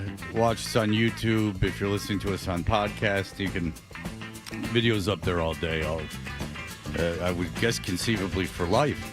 Bob Socci is the voice of the New England Patriots on 98.5 The Sports Hub's Patriots Radio Network. Bob Soci's hot takes are brought to you by Bigelow Tea. By now, you should know Bob starts every game with his favorite Bigelow tea. No matter how hectic your day gets, be sure to grab a mug of Bigelow tea and tea proudly. Bobby Sos. Hello, sir. Hey, good morning. How are you, Fred? Hardy, John? Hi, Bob. Hi, Bob. Hi. We're doing good. How are you doing? You got back relatively early last night? Yeah, we got back around, I got home at about 11 o'clock, so it wasn't too bad. Had a chance to watch a little bit of the game last night. Flipped back and forth, in fact, between football and baseball before I turned down for the night. A lot better than the previous week, and nice to come home with a win. Yeah, absolutely. And I got to hear you guys calling the beginning of that game, and Zoe was just incredulous right from the start about the officiating. Home cooking, huh? That's what he says. Well, I would say that the Saints probably took umbrage with a few calls, too. So I'm not sure it was home cooking or just bad cooking all around for both teams. But certainly the Patriots, with the call on Diggs' first pass interference, as late as it was, I've never seen teams line up for a PAT. It happened last night. It happened last night. So you saw it twice in one day. It's not, so any given Sunday, but and then of course the second time as well, and then subsequently Hollins looked like he had been grabbed on an incompletion after they'd called the pass interference on Diggs. But certainly there were a couple of calls. There was the personal foul on the defensive back on the hit to Booty into the end zone. We did say after the fact when we had a chance to watch it on replay that the officials might have erred there. There were a couple of other plays, I'm sure, where the Saints, it looked like there was a makeup call, in fact, on pass interference after the touchdown was nullified for the Patriots. So it goes both ways. It was just poorly officiated, it seems. But I think that's the general rule. I had a conversation with a couple of guys in the Saints booth before the game. It seems like every week now it's a flag fest. And every week there are delays for conferences and some confusion on the field. Calls or decisions, reversals are poorly or not explained at all by the referees. And it just seems to me it's kind of rampant in the league. And it's a tough game to officiate. These guys are so big, so strong, so fast. It's gotten more difficult for those officials on the field to keep up with it. And you can call penalties on every play, no doubt. They say you can call holding on every play. But it's certainly, I think, a problem for the NFL, and I'm not sure how you rectify it. I don't think making them full-time does it. Is the delay because the calls are coming from somewhere else, Bob? And also my biggest problem with it is, like you said, it interrupts the flow of the game when the teams are out there getting ready to attempt the extra point. Just from an entertainment standpoint, you don't know what to celebrate and what to think anymore, because now it's lurking in the back of your head that 30 seconds from now someone's going to step on the field and say no, we're going to have to redo all this now. You know, and Hardy, particularly with that call specifically, the pass interference on Diggs that nullified the Douglas touchdown, because the explanation by Adrian Hill in the pool report from Mike Reese seemed to indicate that the official who made that determination that it was pass interference with Diggs blocking downfield took into account how the play unfolded, that the pass was thrown. So he had some time to think about it. You see where the ball was thrown on the other side of the field. The Saints certainly did not react in any way as that play unfolded, like they were looking for a call. Right. Their PAT team was out on the field. At that point in time, you would hope that discretion would take over and the official would say, you know, I think I saw Diggs blocking downfield, but it's way over here, 53 yards, width-wise away from where the ball was thrown, basically, and, much further downfield.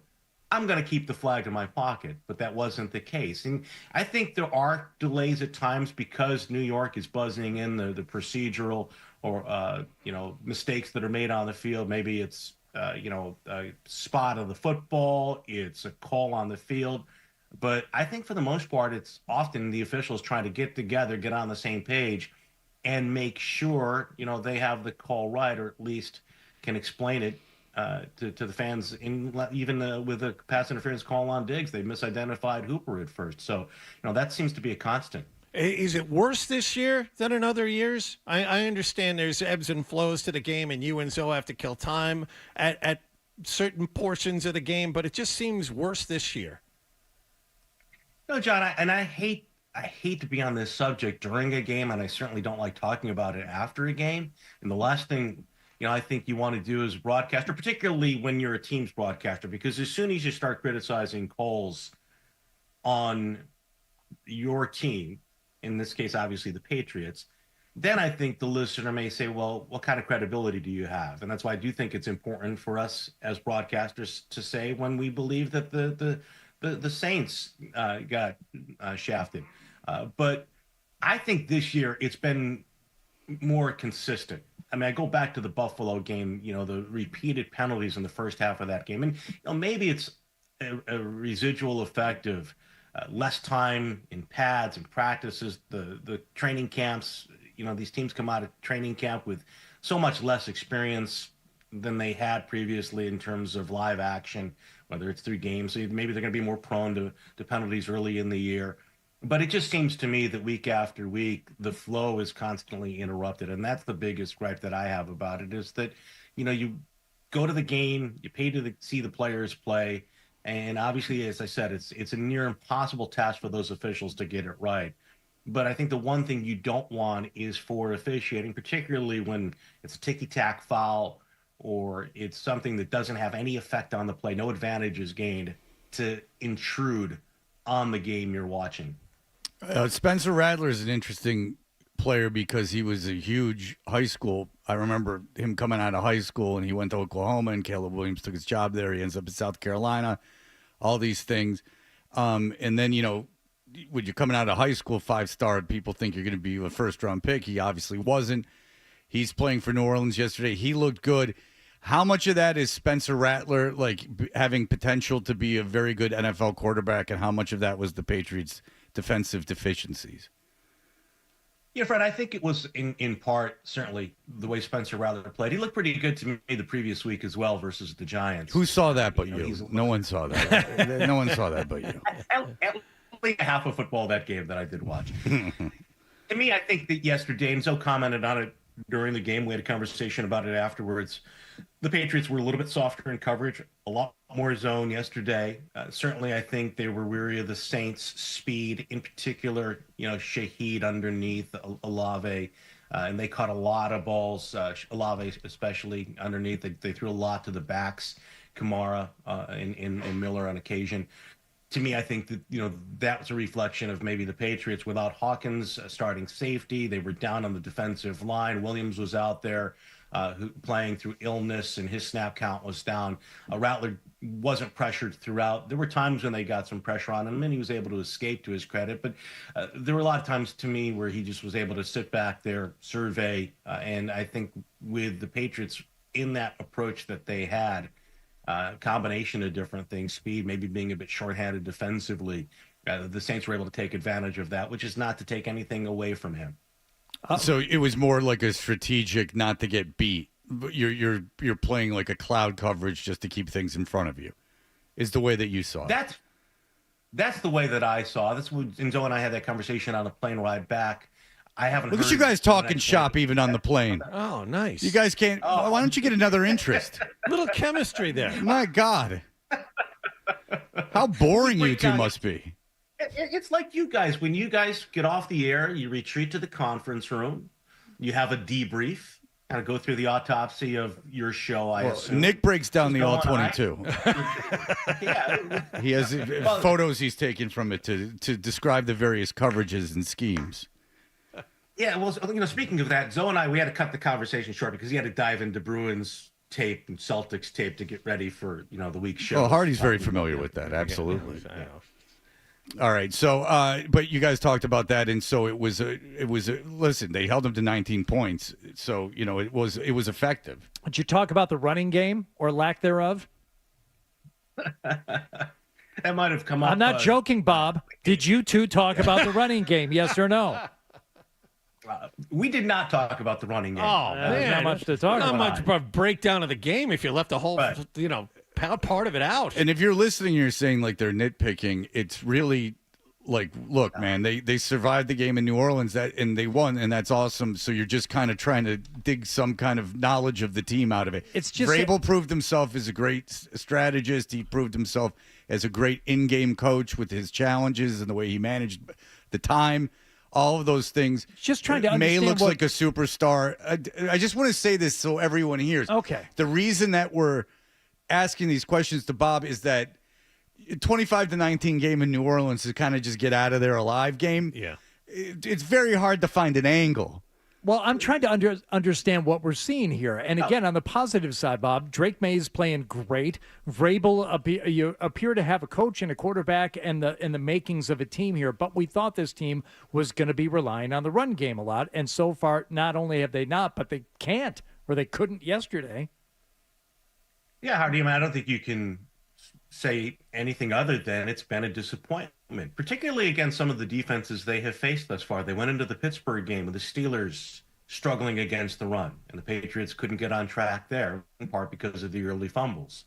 They went into the game last week versus Buffalo, a team that was allowing 6 yards per rushing attempt, and struggled to run there in that game. I think when we watched the Saints game, there were opportunities to break some big runs, and I even made a comment during the game at one point, and Zoe touched on it, where it looked to me like, if not for an ankle tackle at the line, maybe an opportunity for a back to step out of that tackle, or perhaps, a space on the outside and the back took it inside, there would have been some big plays, whether it was, again, the result of a back going down on initial contact, which I think is unusual compared to the last couple of years with Stevenson in particular, or again, the vision, reading the play inside versus outside. But, I think maybe part of that, too, is that when you watched Ramondre yesterday, and I'm not searching for an excuse, and I may be way off base, it looked to me at times a little more tentative, 2 hands on the ball, which you like to see because you don't want to fumble. But I think this malaise they're kind of in is reflective of some of the troubles they've had the last couple of weeks. And they've got to find a way to get that running game going. And it's going to be a factor later in the season. I know that May is playing fantastic now. The skate passing offense certainly has been very, very productive the last few weeks and very, very efficient. But the deeper you go into this season, they're going to need the running game. And I think right now part of the issue for them, too, is a lack of depth at running back. Jennings, they brought up from the practice squad, but it really was Stevenson and Henderson. And Travion, I think, is starting to feel his way a bit. And I wouldn't be surprised if over the next few weeks we see him maybe kind of cut it loose a little bit more and maybe get some big plays in the run game.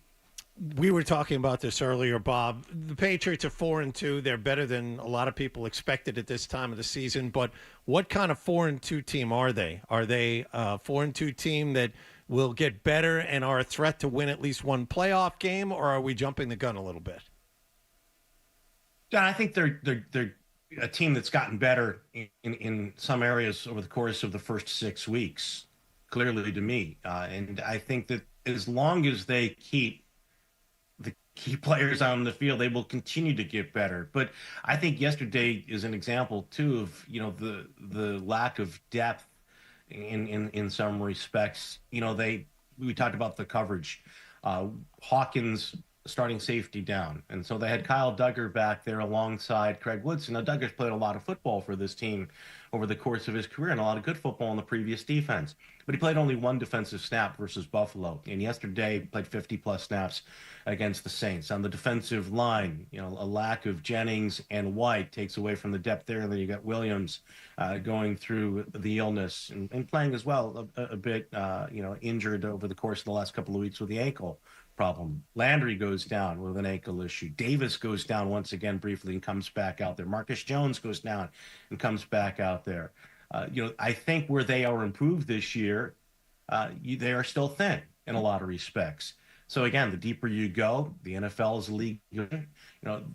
Really, to me, it depends on who they lose and whether they have somebody who can fill in. And in a lot of spots, they really don't have. The next man up is going to give them, I think, enough of a facsimile of the guy he's going to replace and try to keep that train rolling on an upward, on an upward trend. I think that when you look at the better teams in the league, oftentimes by the end of the year, they either have a healthy season overall, or where they do lose guys, they find somebody who can come in and they more or less don't lose anything in those spots. And the Patriots aren't there yet with their roster. I think they're trending in the right direction, but I do think they're getting better. I think they're getting better in a lot of respects. Absolutely. All right, Bob. Well, enjoy your day. Enjoy the weather. Enjoy everything. Thank you so much. You got a good job as always yesterday, and we will talk to you next week. Enjoy Tennessee. I'm going to debrief about this conversation right after this. Thanks, guys. Absolutely, yes. Continue your tiresome conversations about the same thing over and over very again. Very tiresome. So boring. No film, books, anything. Literature. You're just not Renaissance men, I can tell you that. All right. Thank you, Bobby. All right. We'll be back in just a moment with the award-winning email segment. More Dutcher and Hardy on the way on the Sports Hub. All right. People snicker when they hear these ads, but know this. 50% of men over the age of 50, according to some studies, suffer at least from time to time with erectile dysfunction.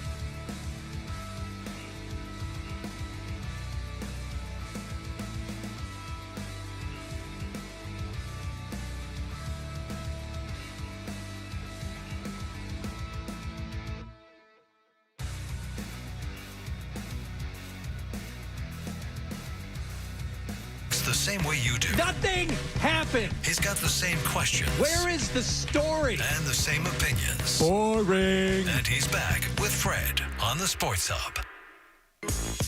You know, I got an idea for a bit. The email bit. We should do the email bit. It's a great idea. Let's do the email bit. Okay, it is the email segment. By the way, I couldn't be more excited that my son and I are off to Cincinnati, Ohio on Saturday, October 25th to see the New York Jets play the 0-6 New York Jets play the, what is Cincinnati, 1-5 or something? Lost again with mighty Joe Flacco at quarterback. Flacco wasn't bad. He looked okay. Flacco's all right. He's okay. In the second half, he looked pretty They're good. 2-4, so it could be a 2-5 versus 0-7 situation. I don't even know who the Jets play next week, but I will be going to Cincinnati, and I'm going. They play the Panthers. That will be a real showdown. They have the Panthers at home. Okay. Watch Ted McMillan. Look out! You write your ticket to Cooperstown, to Columbus, or wherever the hell. Canton, wherever the hell the Hall of Fame Canton, Ohio. That no one ever goes to. The one Hall of Fame that no one ever goes to. Put it in a mall like the NHL one. NBA basketball too. Yeah, that's out there in Springfield. Oh yeah. Well, listen, Mikey Gorman's in there. By the way, running my yearly 5K on Sunday. Oh. I do the Patty's Road Race. Nice. And you'll like this, Hardy, because one year I came on. This was probably about 2 years ago.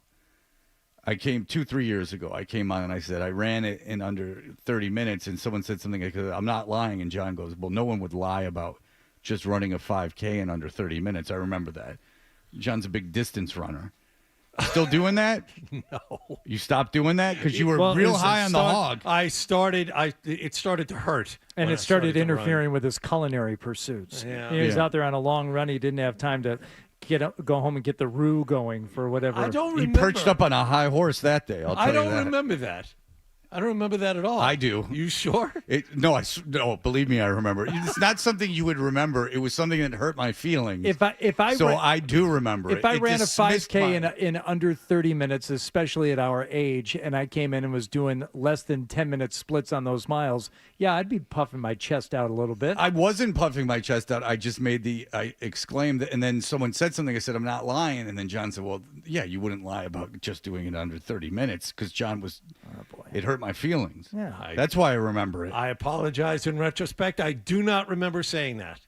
Well, of course you don't remember because it didn't hurt your feelings. It was just something that you threw away. It's just a dozen things you say every day that hurt people that you don't remember those either. How long ago was this? Hardy wasn't here, so who knows? At It was least all in a 2 years mishmash. then. Yeah, no, I said 2-3 years. So, no, because Hardy was on the show 2 years ago. Early January. No, he started January of 2020. Last year. But so 3 years ago. It was 3 years ago that this happened. Okay. And it was really, really kind of a cheap shot, really. And I never let it go. So you don't run at all anymore? No, I can't. He used to put on Pitbull. I'm not lying. He'd put that's Pitbull true. on I and know. run. The name of the song was Bad Man. That's what I ran to. Every day? No, not every day. It was part, but he brought up Pitbull. It was part of the mix. I alternated things out. But no, it's not. No, not that one. It was a way better song than that. Way better. It was the Pitbull song that's way better. Yeah, has Robin Thicke in it. Well, then that is a real oof. What do you do for exercise now, John?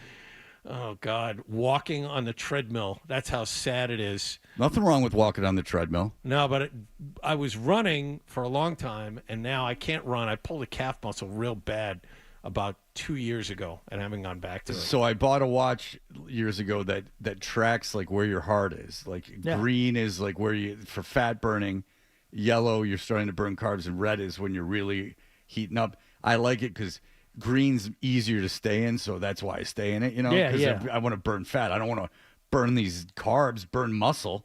What am I, crazy?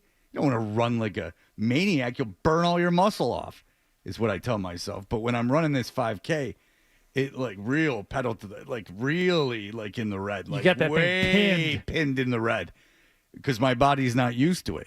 So I was, the friend I went to the BC game with, he's running a 31-mile race. Idiot. He's running 31 miles. Seems He an ran home from the game. He lives on the other side of Newton. He ran home from Alumni Stadium the 2 games ago. He's running this 31-mile race, and I think to myself, I'm worried about running 3 miles. I don't even want to drive 31 miles. No, that's a long drive. 31 miles, that's longer than a marathon. I don't know if you know distance. Why 31? Because in whatever kilometers, it comes out to whatever kilometers is supposed to be the thing. Maybe it was more than 31. Maybe it was 30 and change, let's just say. Okay. So it was maybe 30. 31, because 31 is almost 50 kilometers. Oh, so it's 50 kilometers. It was a 50K. Okay, fair enough. It was a 50K. So I'm having trouble with this 5K. He's doing 10 times as much. Gross. All right. I have an email here. Patriots should go. Is it from Blind Scott? Because No, I have it's from 150 Paul. from him. Legitimately 150. He's very mad at Nick. Nick treats him very poorly, he says. This in some autism charity. I don't know where this all is coming from, but it's I don't read them. This is a new It's record coming for out of him nowhere. Oh, no, yeah. Today's her day. He's feeling it today.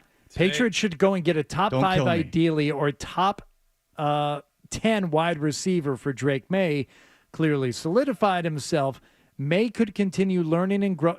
Now, I'm skipping ahead because this is bold and in italics. May could continue learning and growing, and the top 5, top 10 wide receiver could be the catalyst for May's progression. And again, imagine how many rings the team could have gotten if Belichick checked his ego and surrounded Brady with top-end talent. Well, everything's because they only got 6. But they only won 6 Super Bowls. Everything couldn't be going worse for Belichick in terms of even so North Carolina we didn't get into today because it's after a Patriots game, but there's plenty there. But New England's 4-2. Vrabel looks like a genius. You have Mac Jones, well, not great yesterday, still threw for over 300 yards. He's certainly capable to the point where I heard people pontificating if Purdy was a trade candidate, if you could go trade for Purdy because Mac Jones, Shanahan's such a good offensive mind that it doesn't really even matter who's his quarterback. So people are talking about Mac Jones, this reclamation project. Who knows where he'll top off? You have Juju Smith-Schuster and Tyquan Thornton playing well out in Kansas City. I mean, Juju Smith-Schuster playing well enough. He's getting his nose broken after games. Right. So really, it couldn't go worse for him. Just imagine if he would have done anything correctly in the draft. If he could have drafted anyone. If you could have, because think about even if he drafts anybody, that frees up a spot where you don't have to take a left tackle. That you don't have to, you don't have to take. He could have drafted anybody of use, and you would have been able to add more talent in the draft. He really screwed you. I mean, remember Isaiah Wynn, who was supposed to be the left tackle of the future and was terrible. You know, Sony Michel. Every running back, everything. Yeah. Oh, the arguments about Sony Michel.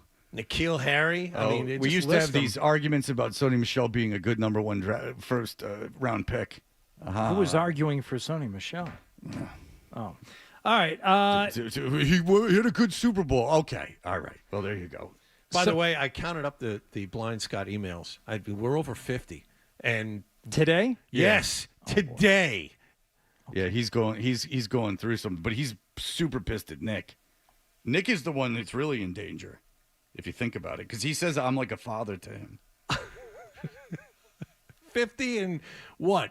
216 minutes? So that's 1 every 4 minutes for 3.5 hours? Let me just share one that came in at 9:22. Sure. I want to be famous. I think I have star power. I'm working on it. I'm 43 years old. I think my life just started.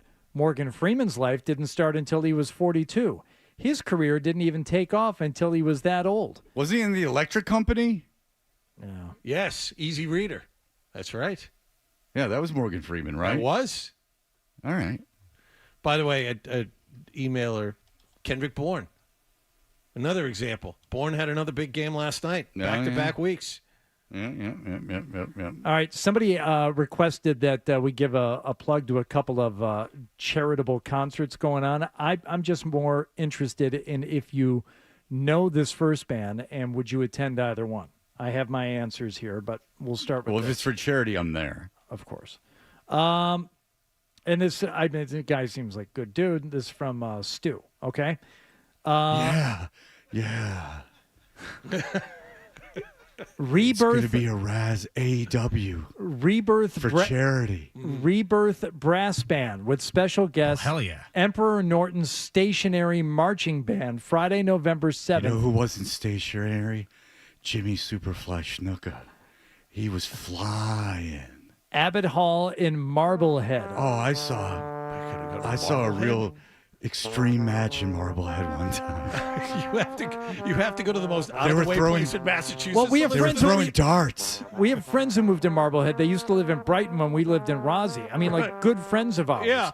You may have even met them, Fred.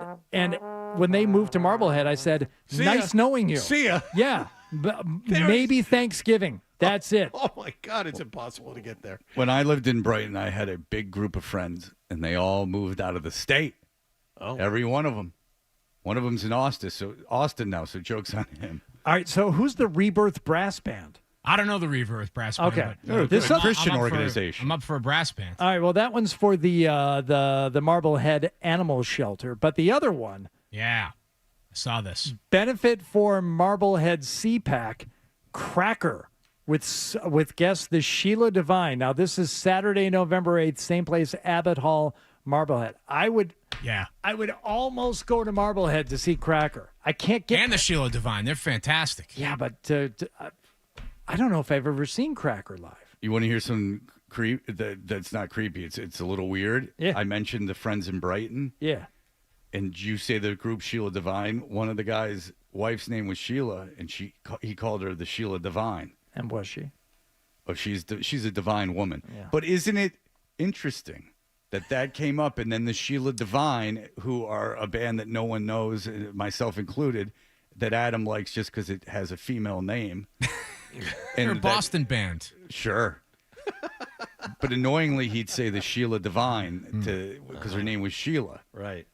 That is Trippy, huh? Godshot. Godshot, turn that mic off. Maybe I will go to that. It would be a God shot if you turned one on yourself. If you do go. That pleased you more than it should have. Because I just like doing that to Adam. Because he thinks it's why funny. don't you shoot yourself, huh? All right. It's very good. All right. By the way, UConn coming to BC. Oh, good. If anyone would like to join me on Saturday. That's a win. Noon kickoff. Yeah, well, listen. I'll take it. I'll take a noon kickoff. It's something to do. I can walk there. Yeah. I like it. Blind Scott, you didn't hear that, by the way. I would go, but I'll be driving back to Amherst. Same place I'm going today. Oh, really? Get the kid home after the long holiday So weekend. why do you got to go back out there next week? Family weekend. Oh, of course. Family weekend. Who are they playing? Who's a big football game? We bought tickets, and my daughter laughed at us. She said, no one goes to the games. No kidding. and like, I'm not going. You guys can go. But they go tailgate, and then they skip the game. Yeah. That's a big thing at BC, too. Yeah. There's a lot of people go to the tailgates and then skip out on the game. I could see doing that. Yeah. All right. If I knew any tailgates. All right. That'll do it for that segment. When we come back. Now shut it down. Now shut everything down. Everyone have a great rest of your day. Bye. Right. It's a holiday and it's raining. It's not ideal for this. It was a game in New Orleans. There's not a lot of meat on the bone. All right. Here are the headlines. We'll be back to actually finish. Sports Hub headlines. Presented by Celsius Energy Drinks. Patriots got 3 touchdown passes from Drake May. They won their third game in a row yesterday, 25-19 in New Orleans. May throws for 261 yards in all. Patriots are 4-2. They visit Tennessee this coming Sunday. Titans are 1-5. They lost in Las Vegas yesterday, 20-10. Bruins play Tampa Bay this afternoon at TD Garden. Ryan Johnston and Bob Beers have the pregame at 12:30 and the face-off at 1 here on 98.5 The Sports Hub. Celtics ran over Cleveland last night, 138-107 at TD Garden in preseason play. Anthony Simons, 21 points for the Green. They have one more preseason game left. It's Wednesday night at the Garden against Toronto. And at the baseball playoffs, Seattle beat the Toronto Blue Jays 3-1 in Game 1 of the American League Championship Series. Sports Hub headlines are brought to you by Rapid Flow Sewer and Drain Cleaning. Have fans coming into your bar or restaurant? Nothing is more frightening in October than a sewer backup on game day. So get the permanent fix now. 800-286-FLOW or rapidflowinc.com, celebrating 40 years.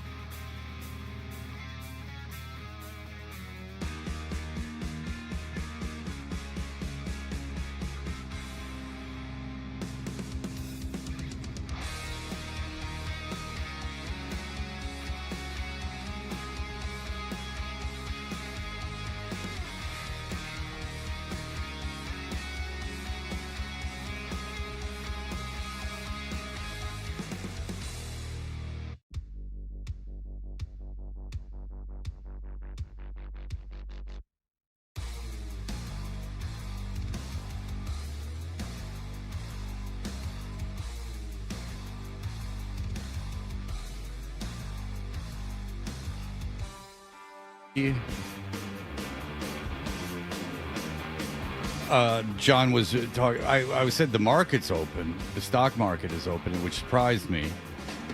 And then I thought about the name of the holiday, and I figured it out, Hardy. This is absolutely true. Okay. There's debate if it's Columbus Day or Indigenous Peoples Day, and there seems to be some kind. It's fraught with a lot of people taking sides. My theory is, whatever you want it called, I want it called the opposite. Like if you're taking a stand to name the holiday, whatever you want, I want the opposite of that to happen. Oppositional defiance disorder. I think if that is the definition of that, then that is what the definition of that is. But if the people with the holidays, whatever you want, I want it to fail. Well, and I want the other thing. John to be and I superior. don't care, but 12 definitely wants to call it Indigenous Peoples Day. So I think for the purposes of the show, you should call it Columbus Day. See, that's what I would do. But Nick wants it to be Columbus Day. Because of his well, that's fake been Italian debunked. He doesn't have any heritage riding on it anymore. Well, it's still that St. Patrick's Day is his new Christmas. That's a good point. You ruined another thing for me, Nick. You ruined our relationship, and then you ruined the whole Italian thing. You guys don't talk anymore? We're straight. That's right. There you go. So that is that is truly my feeling. Is whatever you want, I want the opposite to happen. Okay. All right. Here's something that happened in Texas over the weekend. The Texas A&M police, very active on their Twitter, just posting various events and things that take place. This is the post. Public intoxication. Aggie Park. Contacted subject eating a sandwich with a water jug of whiskey. BAC, blood alcohol content, was 0.337. Oh, that's a hospital trip. Released to EMS. Yes. Have you ever heard of a number that high for blood alcohol content? The only number that I know of is like 0.5 or even below that is death. No, I think 0.3 you're screwing around with death. I think that 0.33 is that's definitely pumping your stomach. Yeah, the and legal limit's like 0.08. Right. So, impaired is 0.08. I think that you're really, really drunk at 0.2, drunk, blacked out drunk. Well, that's so. I don't know what I've never had a breathalyzer. Let's go to the I've never had a dealer's- police issue breathalyzer. Let's go to the expert hotline here. Scott Zolak. I've never blown into a breathalyzer after I'd been drinking. I can say that safely to say. I've blown into a lot of things after drinking. It's not a breathalyzer. I've never blown into one after I've been drinking. I was leaving a BC game. Yeah. What game was it? It was the whatever the first game. I didn't go to the Fordham game, so whatever that next game was. Cal. I was leaving the Cal game, which was stocked with beauties. Between BC and Cal, real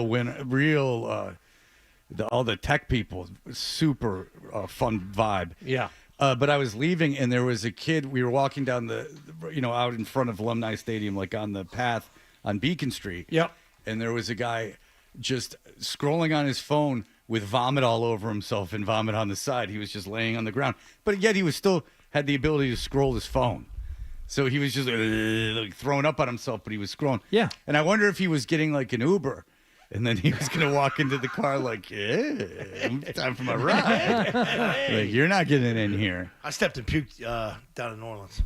Yeah, well, that's going to hard happen. not to. Yeah, It was very easy not to because Capella and I went to dinner. We came back. It's right in front of the Hyatt, the revolving door. Somebody came out of the revolving door, puked, and I didn't see it. And I stepped right in it. What'd you do? Did you? Took the shoe off, rubbed it on Mark's back. Did you really? I could see you doing that. He would just die on the spot. Can you imagine being that guy? Ugh. Someone who we thought maybe was intoxicated, Paul Pierce. He was, I guess, found asleep in his car. On the 101 freeway in L.A., yeah. So he posted, imagine being stuck in standstill traffic for 45 minutes and falling asleep. I took this picture that night because I'd never been in standstill traffic for this long. I'm old, I'm tired, and I fell asleep. I'm good, y'all. Thanks for the love. Welcome to L.A. Only in L.A. You know, traffic's a real problem. Zoe, I like those pants. Thank you. Yeah, those new? Yeah, these are nice for golf, too. Yeah, feel them. Oh, yeah. No. Stretchy. Look to your left. Okay. Oh, All right, good. Yeah. You got a little foam pocket there on the side, too? Right here? Yeah. Your license, credit cards, yeah. All right. Yeah, he's seeing that he saw something that would be appropriate on the golf course, and his eyes lit right They're up. just nice pants. You got me off the blue jeans. It was about this time a year ago when I stopped wearing jeans. Yeah, I don't own a pair of jeans. I haven't for decades. Any Belichick stuff today, Fred? No, I showed great restraint in not doing any Belichick stuff. No, we today. did Tomorrow. Tomorrow there'll be Belichick stuff. James Franklin, $56 million. I guess it's not really that. Oh, it's 49. I'm sorry. I guess it's not really that. I heard the college guy from not Feinbaum, but the other college guy from ESPN talking about it's a lot, but it's not 39 million. There's some way, but don't run ads about how you can't afford to play college sports anymore during college games when you're giving a guy conceivably a $49 million buyout or a $39 million buyout. They run ads during college games about how people aren't going to be able to play sports because of NIL. And whatever the situation is, it might be the case. Again, I don't know or care. All I know is that you're then buying out contracts for tens of millions of dollars. It doesn't seem to equate. Right. It seems like that's not a good argument against NIL. You saw, Zoe, you're a big Penn State guy. You see who the leading candidate is to replace him? Matt Rule. Yep. Matt Rule, and he's going to make more than Franklin.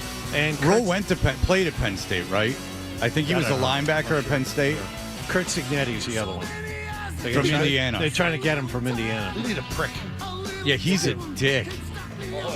The guy from Indiana. Yeah. I don't care for him. Yeah, Google it. I've had success everywhere I went. Google it.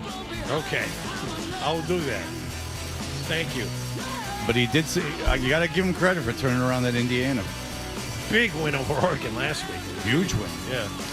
I mean, they're going to the college football playoff. They have a shot at a national championship this year. Indiana, I don't know. best season ever. Let's not go crazy. Zoe just took out a telescoping back scratcher. Look at that. You keep that in your pocket? Listener. I take it with me on the road. Blind Scott gave it to him. Doubles as a cane. Yeah. Fill the end of it. No, we're good. All right. Well, Scott's here. He's all riled up. He's got nice pants on. 2 hours, baby. Let's go. That's right. He's got the Bruins game today. Fraud show. 12:30. You're 3-0 Bruins at 12:30. That's right. All right. And so no Felger and Maz. Well, afterwards. I heard Socci was making fun of me for watching Bruins and Celtics tape. I don't know. He was scrambling a little bit today. There's not a lot of meat on the bone today. At least for us, there wasn't. All right. That'll do it for us. Everyone have a great day. Bye. Talk to you tomorrow. Toucher and